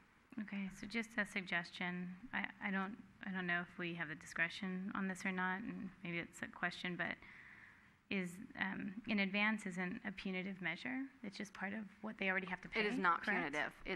It's a provision to allow them to gain a little bit of time with us of the understanding that they're with certainty proceeding with the project. Okay, so my suggestion would be, I know the developer's right in front of me, but to make it punitive, because people are going to be living under, if this moves forward, they're going to have construction on both sides of their properties between Allen and the Mills Park project, and the 1.5 million advance is part of the 10 million they already have to pay. So why not make it more punitive to ensure that the timelines are being met? So we took that into account, but I want to emphasize this assumes construction hasn't started. So they're moving through the permit process and they need to buy time on the permit process. Not they need to buy time once they've got bulldozers out there and are starting to mobilize with construction. Once construction starts, my expectation, most projects are like this, they've secured a loan and they're proceeding and they have requirements in place to proceed fairly quickly once that loan is in place. It looks like you might want to add something. Yeah, staff is very clear with that, and it was a big part of the development agreement. One of the big complications is the complexity of the infrastructure, removal of the street, rerouting all utilities, coordinating with PG&E, AT&T, and all the other utilities before you even start the vertical construction. So there's no intention to drag feet, and we'll go as fast as we can, but it's going to take a concerted effort, and we've actually talked about that, how we structure that to make it as painless as possible. Because the make-ready work, relining canes, things like that, those are heavy lifts and a lot of design issues before you even start vertical. And staff's been very, very reasonable with regards to those discussions. Okay, thank you.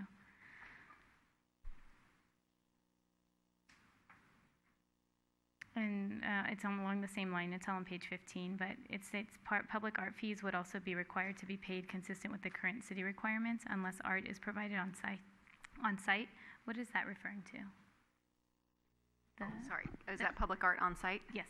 Okay, so the city municipal code has a requirement for public art contribution. There is a provision to either pay it as a fee or do it on site. The project plans do include a designation for art on the corner. The most prominent corner, I would argue, is El Camino and San Bruno Avenue.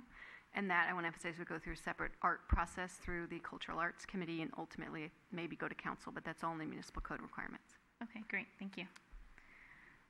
Next section is commercial linkage fee. What exactly is that? And is it separate and apart from the community benefit? And because the last sentence is cut off on the staff report. Yeah.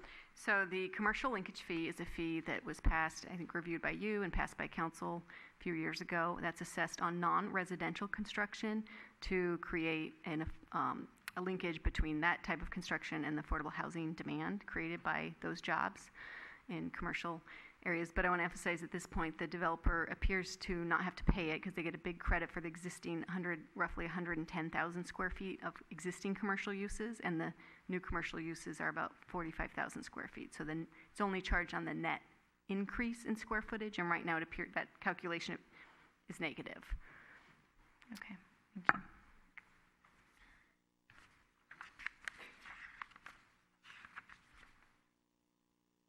Okay, I think I don't have any more questions. Anybody else have any questions? Nope. Nope. Well, does anybody want to make a motion? I am going to throw this out. I don't know if I'll have commission support on this, but I'm concerned about the height, and I understand that this is a huge development, and I know it's a huge investment in San Bruno, what you guys are doing. But even if we're looking at the 80 feet to 70 feet, that little bit would make a difference to people who live right behind that property. And we can break and talk about this, or we can request a continuance so that staff can talk with the developer about this. I know that it's been a long meeting, but again, we're going to have this building for 100 years. This is a really important decision. So I would ask if I have any support from the planning commissioners to continue the meeting to give staff and the developer an opportunity to talk about the height requirement before there's a decision that's made to go to the city council. Can I just, through the chair, answer that? If the project is changed at this point, it has to be resubmitted and go through a separate CEQA analysis and a separate future public process. So Why is that? So that's because the project that was presented and analyzed under Hold on, CEQA I want to hear this. is the project before you tonight. So you have two choices before you tonight. You can continue it to obtain more information if you have specific questions you would like answered with respect to the project that is presented before you tonight for a vote. You can deny the project, and staff would return for you with findings for denial, because we don't have those prepared tonight. Or you can approve the project. I want to emphasize, you're making a recommendation to the City Council, because there's a legislative act here, which is an ordinance, goes through the City Council. But the project that you are acting on before you tonight is the project before you. Can you I'm sorry, I don't understand. Can you clarify that?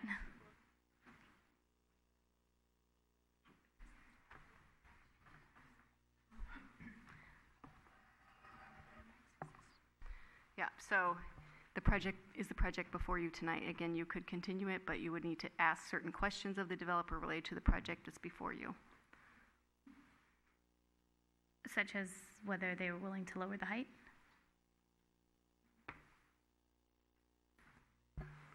Sorry, we were conferring while you were asking that question. What was the question?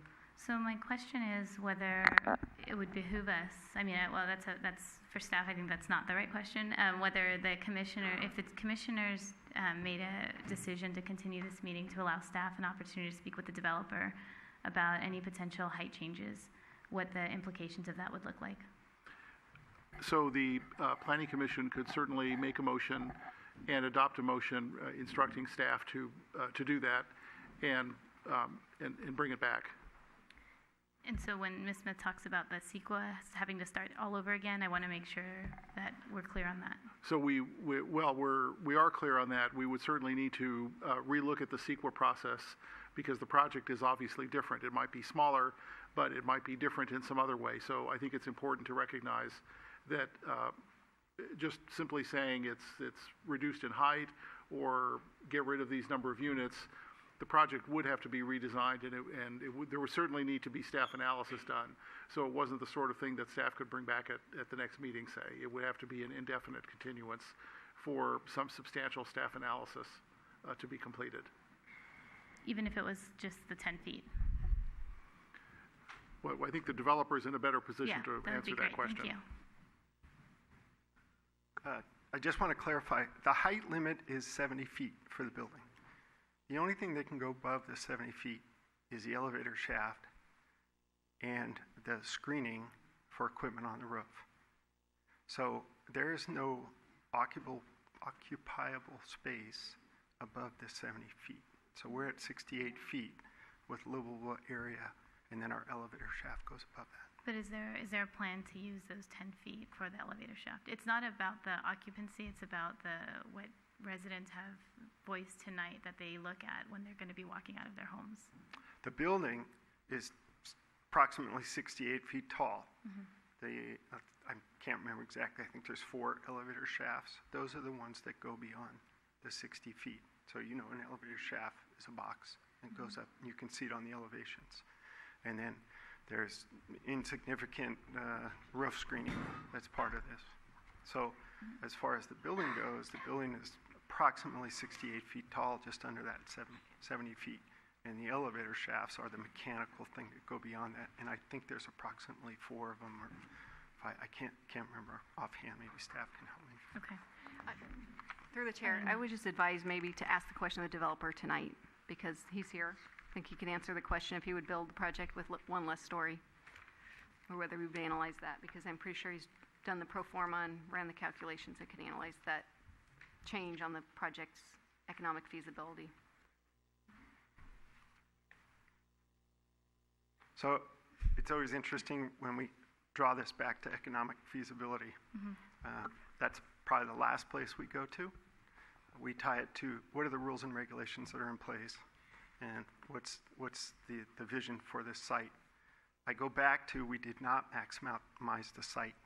We could have easily done a shoebox, and I don't mean to use it in a derogatory term, but like Redwood City or any of those cities down the peninsula, from day one we took a very pensive approach to the building design so that we had the variations, the ins and outs, the amount of 1-story, 2-story, and 3-story as we transition. And those all came as part of the design that included 5-story portions, 4 and 5-story portions of the building as allowed under Measure N. So I appreciate everybody always tries to go to economics, but it's not driven by economics. If we were driven it by economics, you would have a shoebox here that was 3 stories in the back, 5 stories out on El Camino Real, and it would meet the minimum setbacks for the TCP. From day one, we made a decision not to do that and to come with a very, very articulated, interesting building that had ups and downs and in and outs and had as much of a soft edge as we could possibly get to the residential behind us. So that's how we got to this design over a 3-year process, working with the documents at hand and with staff. I'm going to look to my fellow commissioners. Yes. Sorry, my microphone was not on. Just a couple of additional comments. There was some comment, I believe, Commissioner Mason, that you had said about the survey. And there was a survey given to every resident to give input about their goals and objectives, their desires for San Bruno, and that was recent. So I was really happy to see that, and I just wanted to make a note of that. Also, this is not an easy project to think about, because I hear the community. I hear what you have to say. It's important that we listen to each and every one of you. It's important that it's in your backyard, and that's critically important. When there were projects in my backyard, I felt equally as passionate, and it's not an easy situation. Housing seems to be the continued driven force for all of this. It is housing, as every single person knows here, is what drives the challenges in our Bay Area. And we're talking about young people. We're talking about millenniums. They're different thinkers. There's different ways that they live. There's different ways that they think. And each generation brings different thinking. And some we like and some we may not. But this generation truly thinks about, they think about environments. They think about waste. They think about not having debt. Recently, there was someone who couldn't even they were trying to apply for a loan and couldn't even qualify because they didn't have enough debt. There's a new way of thinking, and progression is not always easy. It's painful. And so I think housing is the key thing. And, the 2 large apartment units in San Bruno, Shelter Creek and Peninsula Place, started off as apartments, and they've become condos. And when someone decides to do that, there's a huge amount of feelings one way or the other. However, it does provide people to be able to purchase homes, and so there's opportunity there. And I think that when there are homeowners, there's a sense of pride, a sense of desire to participate in the community in a different way. And the reality is, like it or not, and I've been on this commission for 29 years, and there are some things I supported and some things that I did not support. The reality is, this project went before not this project, pardon me. Measure N was voted in by the neighbors, and we asked, why were they voted in? Why was that project voted in? There was growth and development taking place in our community. Developers did not want to come into our community. It was lucrative. We talk about why should there be change. They're money-hungry driven people.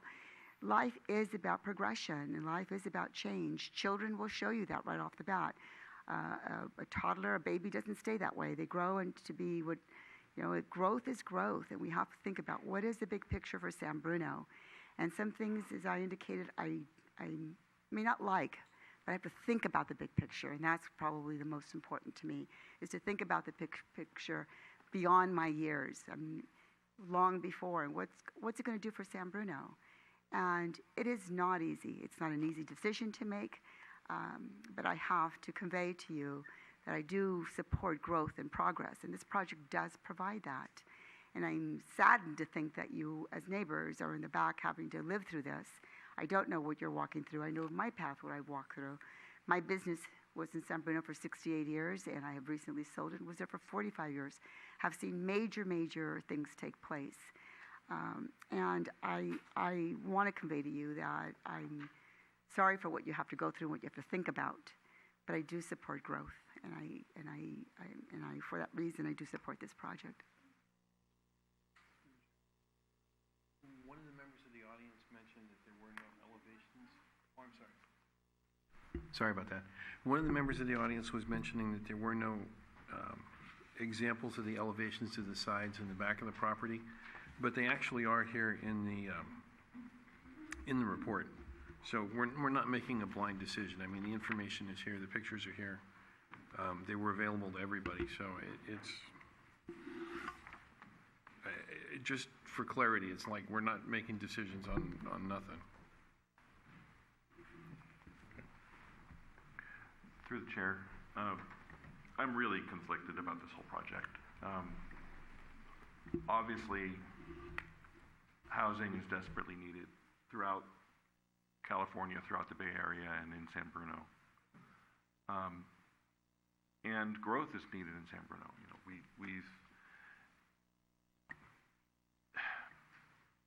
this project is huge. It's really large, and it's really difficult for me to get past that. When you look at the transit corridor plan, it extends the entire San Mateo Avenue from El Camino down San Mateo Avenue to San Bruno Avenue back to El Camino and beyond, and then back down El Camino to San Mateo Avenue, the triangle that Commissioner Mason was mentioning earlier. And I voted yes on Measure N myself. I've lived here my whole life. And the way that I thought this would go is that there would be development throughout that area. And that's, obviously the goal. This project would be 36% of the total allotment that we were trying to get out of the transit corridor plan, all in one spot. For the last 3 years. For the last 3 years, what do you mean? If I understand correctly, this is the allotment that covers the years 2015 to 2018, not the end. We have to have 1,000, and we have 1,036 units to go before 2023 to remain within. And there was a total of 1,100 and some odd that we needed to meet our housing allotment. Is that correct? Well, there's two different things at play. So what you're talking about are the RENA numbers, yes. And that's different from what was anticipated for the TCP, which is 1,600 and something odd units. Okay. Yeah. All right.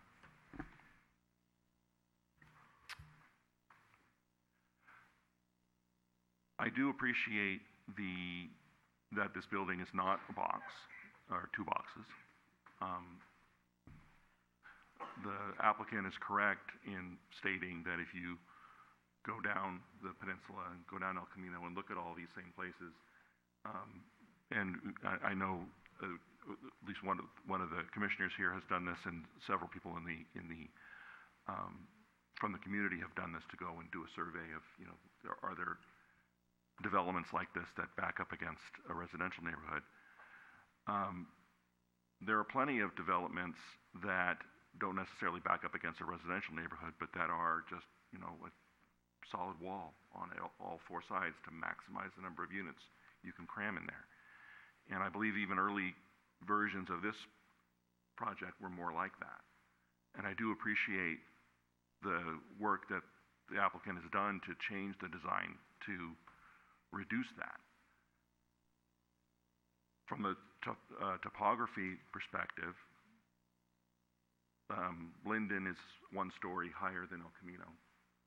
So when you're standing on Linden or looking at the building, it's 4 stories, it's not 5, because you have to go, if you're standing on El Camino and looking up, now you got 5 stories. So that's just something to consider when envisioning what this is going to look like from the neighborhood. I wanted to throw that out there as well. I would love it if this project were shorter, if it was 4 stories. I don't know how to get there without denying the whole thing and setting the project back or killing it altogether, which I don't think is necessarily a good idea either. So I'm super conflicted. That's where I sit right now. Through the chair. I think that first, for the creation of the TCP and its environmental impact report, there was a great amount of care and consideration that was brought to where and how we wanted to have development in San Bruno, what were the most suitable locations, and how we wanted to leverage those transit corridors. And so there, right there was a lot of thought brought to the general type of projects. Then this project has 3 years of history of refining this for a specific location, and I understand that it is a visual change, a change in the conditions in the neighborhood, but if we can't build this sort of mixed-use project along El Camino Real, I'm not sure where in San Bruno it could exist. And we know this development in general will happen in San Bruno because there's the economic pressure and the need for housing that is just enormous, even without discounting any kind of immigration to California, just to maintain for the natural population growth. So we do have to create housing, and we have a long horizon for permitting, planning, and building. So we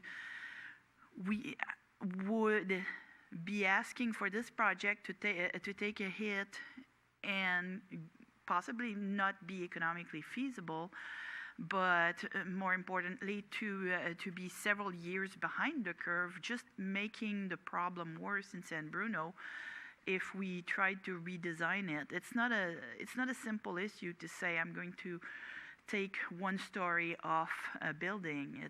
It's a complete redesign. And the reason for the environmental review to also be invalidated by a change in project is that the environmental review, the key element is the project description. If your project description is not accurate, then your entire environmental review is invalidated. So it acts as a huge delay on bringing housing to San Bruno. In addition, through the Architectural Review Committee and some presentations that were made to the Planning Commission, I've seen a good chunk of the evolution of that project, 2 out of those 3 years. And I've seen a lot of goodwill on the part of the applicant and making things more pleasant, more neighborly, more friendly to the abutting areas rather than maximizing. Whenever we've asked for changes that would make the project more expensive but more friendly, the applicant has always been very helpful. So I think that between staff and the applicant, there's been a lot of work put into fitting this not only under our current planning and meeting it, but exceeding the requirements in bringing community benefits. So yes, I do understand that means a very large concentration of buildings is replaced in your area, but I think it will bring benefits not only to the entire community, but also for the locals. There will be traffic improvements, pedestrian improvements. I would ask that you be respectful. You don't like when you're being interrupted. So you've done it several times to other speakers. So in this story... No, go ahead. I said I know it's getting late, but let's all try to respect each other. I would like to recommend that the planning to make a motion that the Planning Commission adopt Resolution 2019-05 and Resolution 2019-06, Resolution 2019-07, and Resolution 2019-08, with all the conditions of approvals that are listed in the appendix to those documents.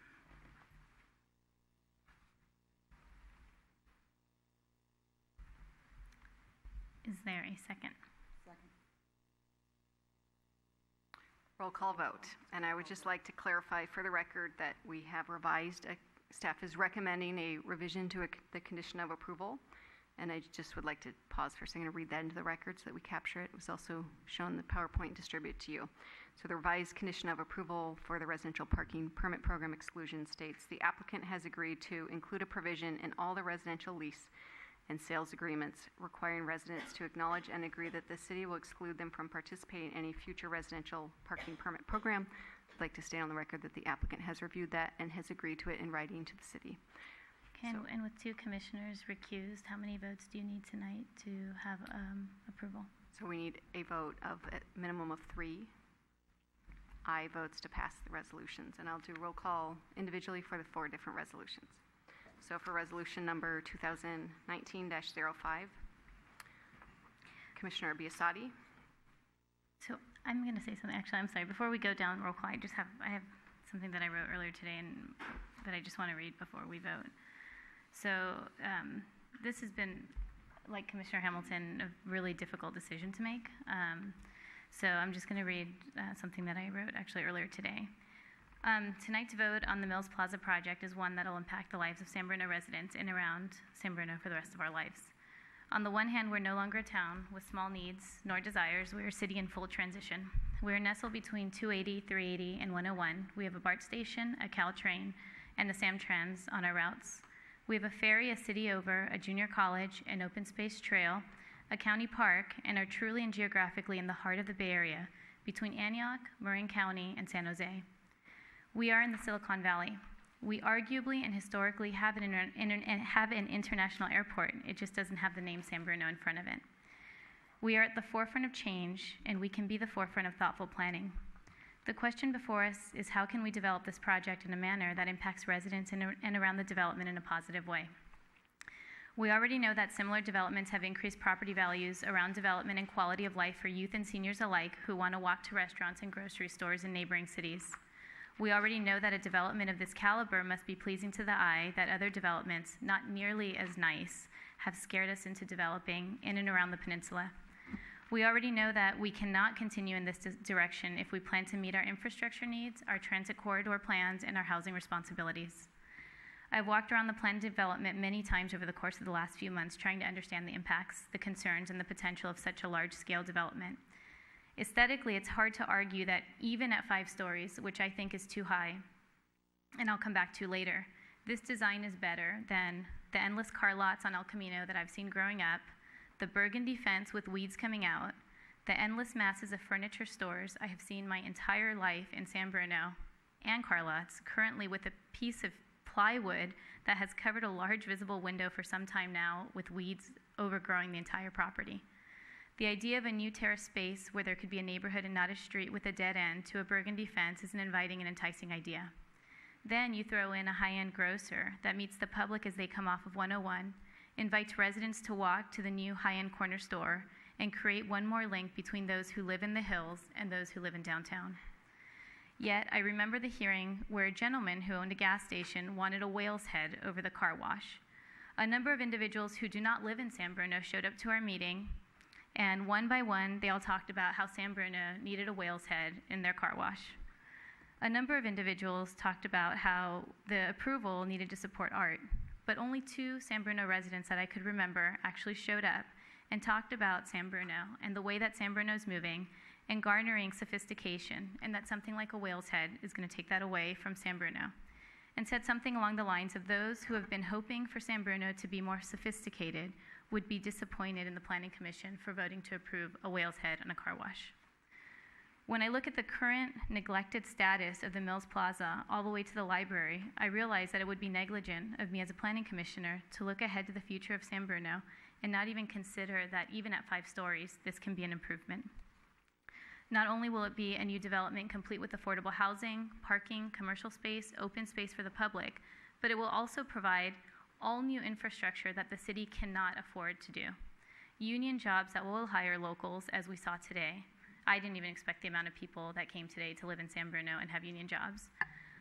425 additional units of walking traffic for our struggling downtown merchants. A brand new building that will align with the Bay Hill specific plan just blocks away, and a future new school right around the corner, and my hope is one day a civic center. 1 parking space per bedroom and more, thanks to public outrage, was created because the public came to meetings and encouraged and forced the city council to require more of our developers. I have driven to San Jose twice in the past month on El Camino, hoping to point to developments that are similar to this one so that I can show up tonight and say, we aren't the only ones. And can say, we are not. There are a lot, but we are not the only ones. I can also say that the design before us is amongst the more sophisticated, well-terraced, well-planned out developments I did see, even though they're high. I don't want to shy away from the height issue. This is a big obstacle for me, and I've struggled with this significantly. As I drove down El Camino, passing cities like Millbrae, Burlingame, San Mateo, Belmont, San Carlos, Redwood City, and I can go on, I might see 1 commercial building, 1 residential building. I'd pull over to the back, I'd drive around, and I'd look to see how close they were to a residential home. What I did notice is that there's more development on El Camino, and the closer you got to San Jose or San Francisco, the more development I felt I saw, anecdotally, to residential homes.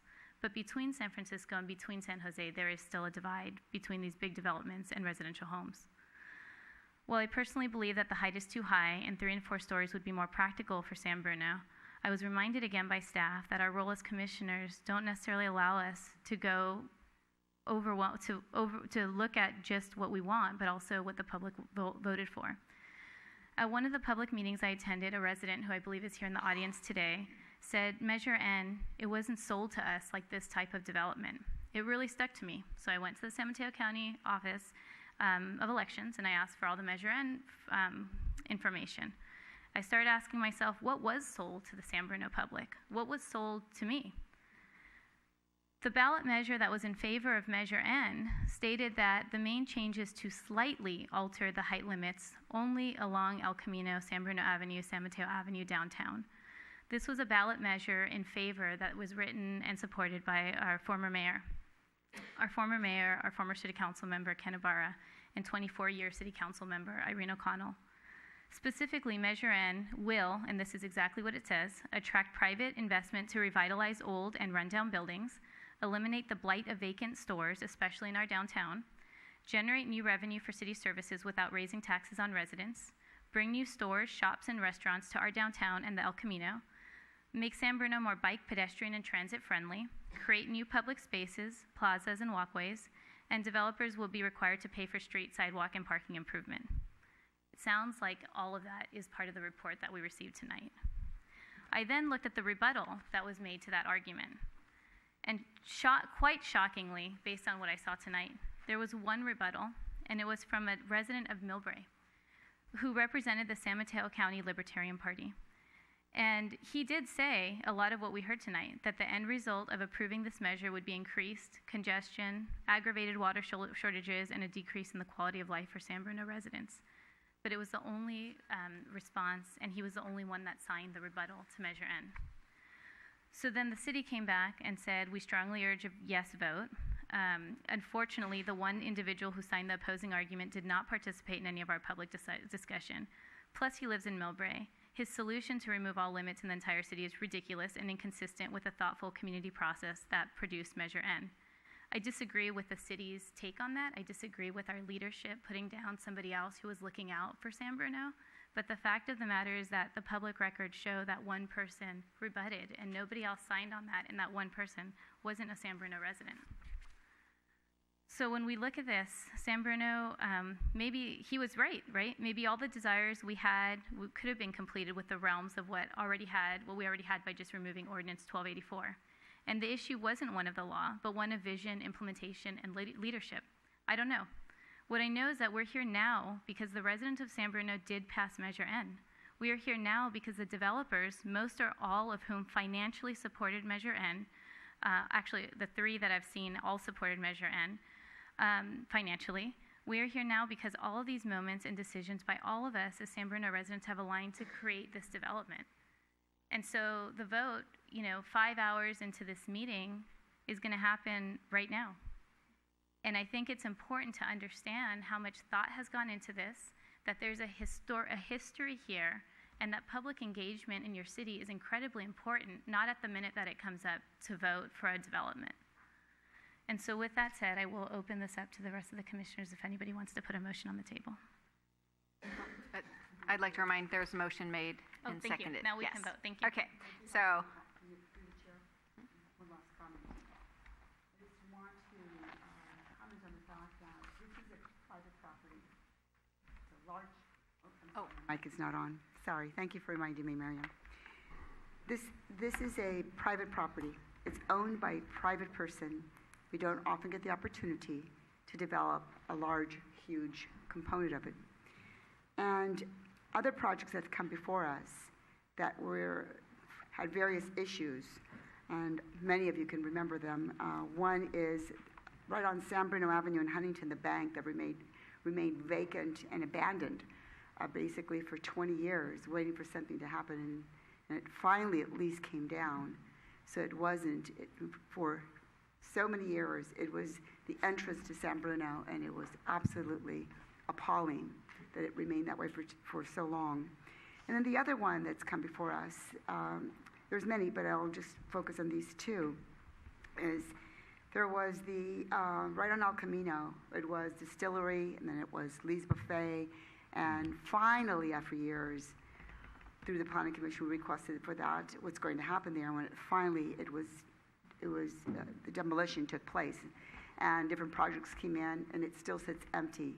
A fence, now I see it's coming down, there's different components. My concern is this particular property is privately owned. The owner wants to move forward. There has been some opportunity with another property owner with the furniture to be able to make this project happen. This is a unique situation. And if it doesn't go through, it will remain in a blighted situation and only get worse, because some of you have spoken to, what about the mom and pa's? They knew in advance that they had a limited time. They're not being kicked out, as someone mentioned tonight. They actually knew that this was a limited lease, and so they're planning for this. They've known along, and it's not new to them. And I have personally spoken to many of those owners, business owners in that area. So what I don't want to see is to have another 5, 10, 15, 20 years of our main entrance to our city not have an opportunity like we have at this time. Thank you. Okay, I will do a roll call vote in alphabetical order.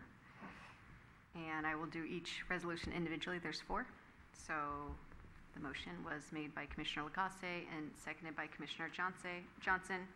So for the resolution number 2019-05, Commissioner Biasotti. Aye. Commissioner Hamilton. Aye. Commissioner Johnson. Aye. Vice Chair Lagasse. Aye. Chair Mason.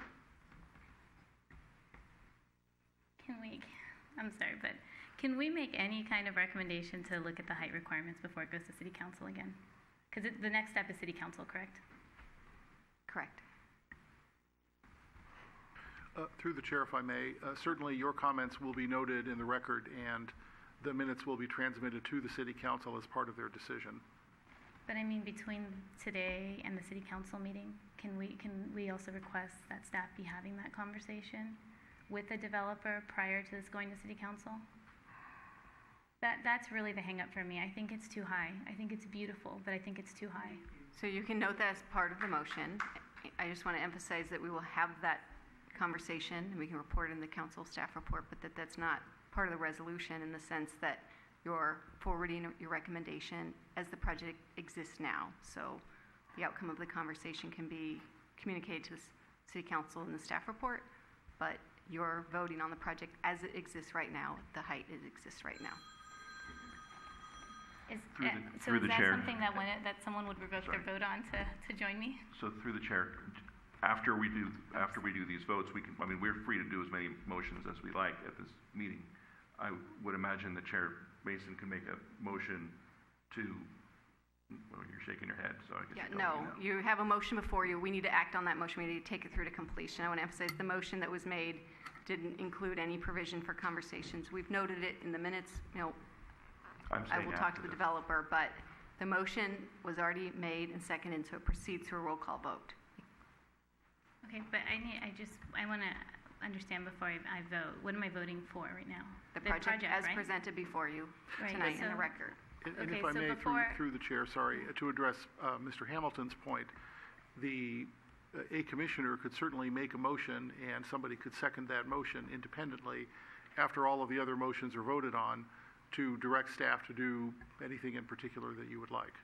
And what I was suggesting is that maybe we just to read into the record that we would like city council to look, however you would want to word your motion, Chair Mason, about looking at the height limit. Okay, so I'll motion after, then so with that being a legal option, then I'll vote yes. Okay, so that's an aye for resolution number 2019-05 for Chair Mason. So next we have 2019-06, Commissioner Biasotti. Can you actually say what they are as you go, though? Sure, yes. So the first resolution was 2019-05. That's the recommendation to the City Council. They approve an ordinance amending the Municipal Code, Title 12, to change the zoning map from commercial to planned development district. It's a vote on that, 5-0, ayes carry. Now we have resolution number 2019-06, recommending approval of a plan development permit and architecture review permit to the City Council. So I will restart the roll call vote. Commissioner Biasotti? Aye. Commissioner Hamilton? Aye. Commissioner Johnson? Aye. Vice Chair Lagasse? Aye.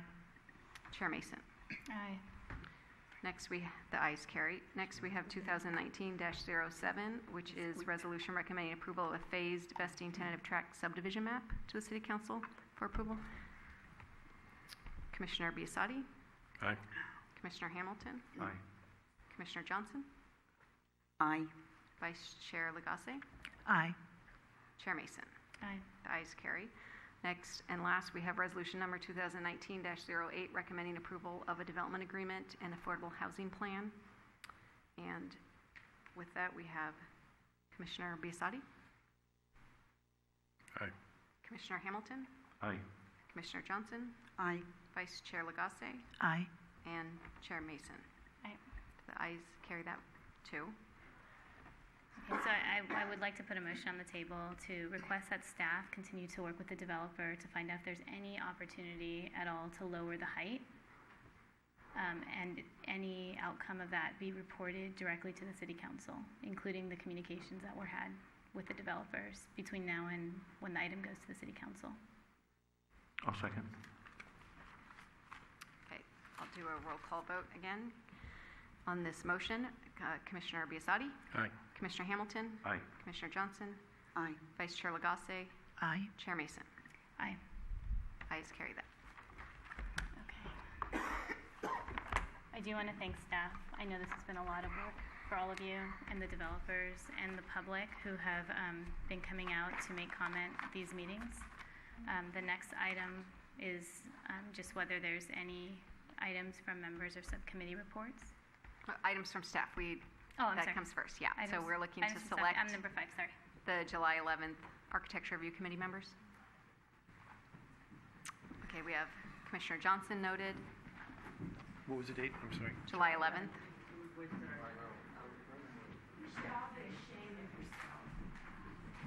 Yeah, I could do it. Hamilton, Commissioner Hamilton. I'll do it. If you don't know your calendars, we can defer this and, I can do July 11th. okay, thank you. I can do it Commissioner too. Hamilton, Commissioner Biasotti, Commissioner Johnson, thank you. Next, we move on.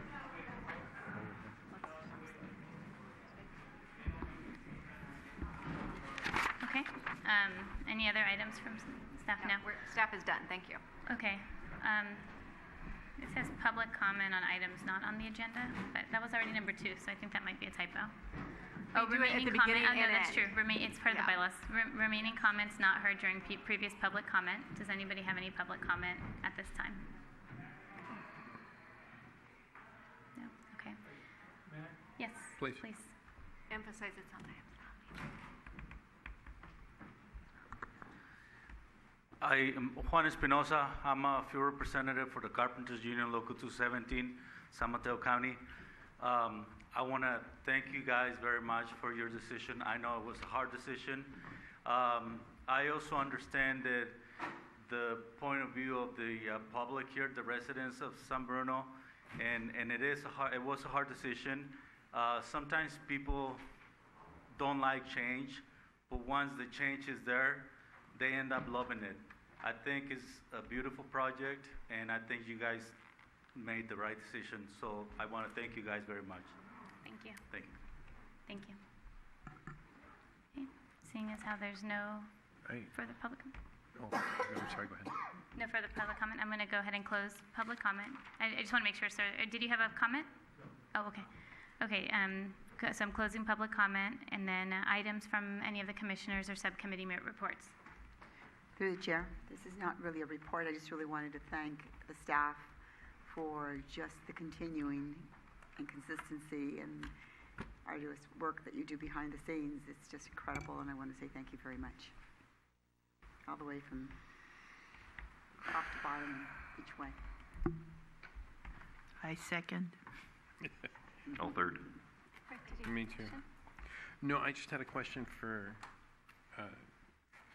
Director Darcy. What was that second date in July that you wanted me available for?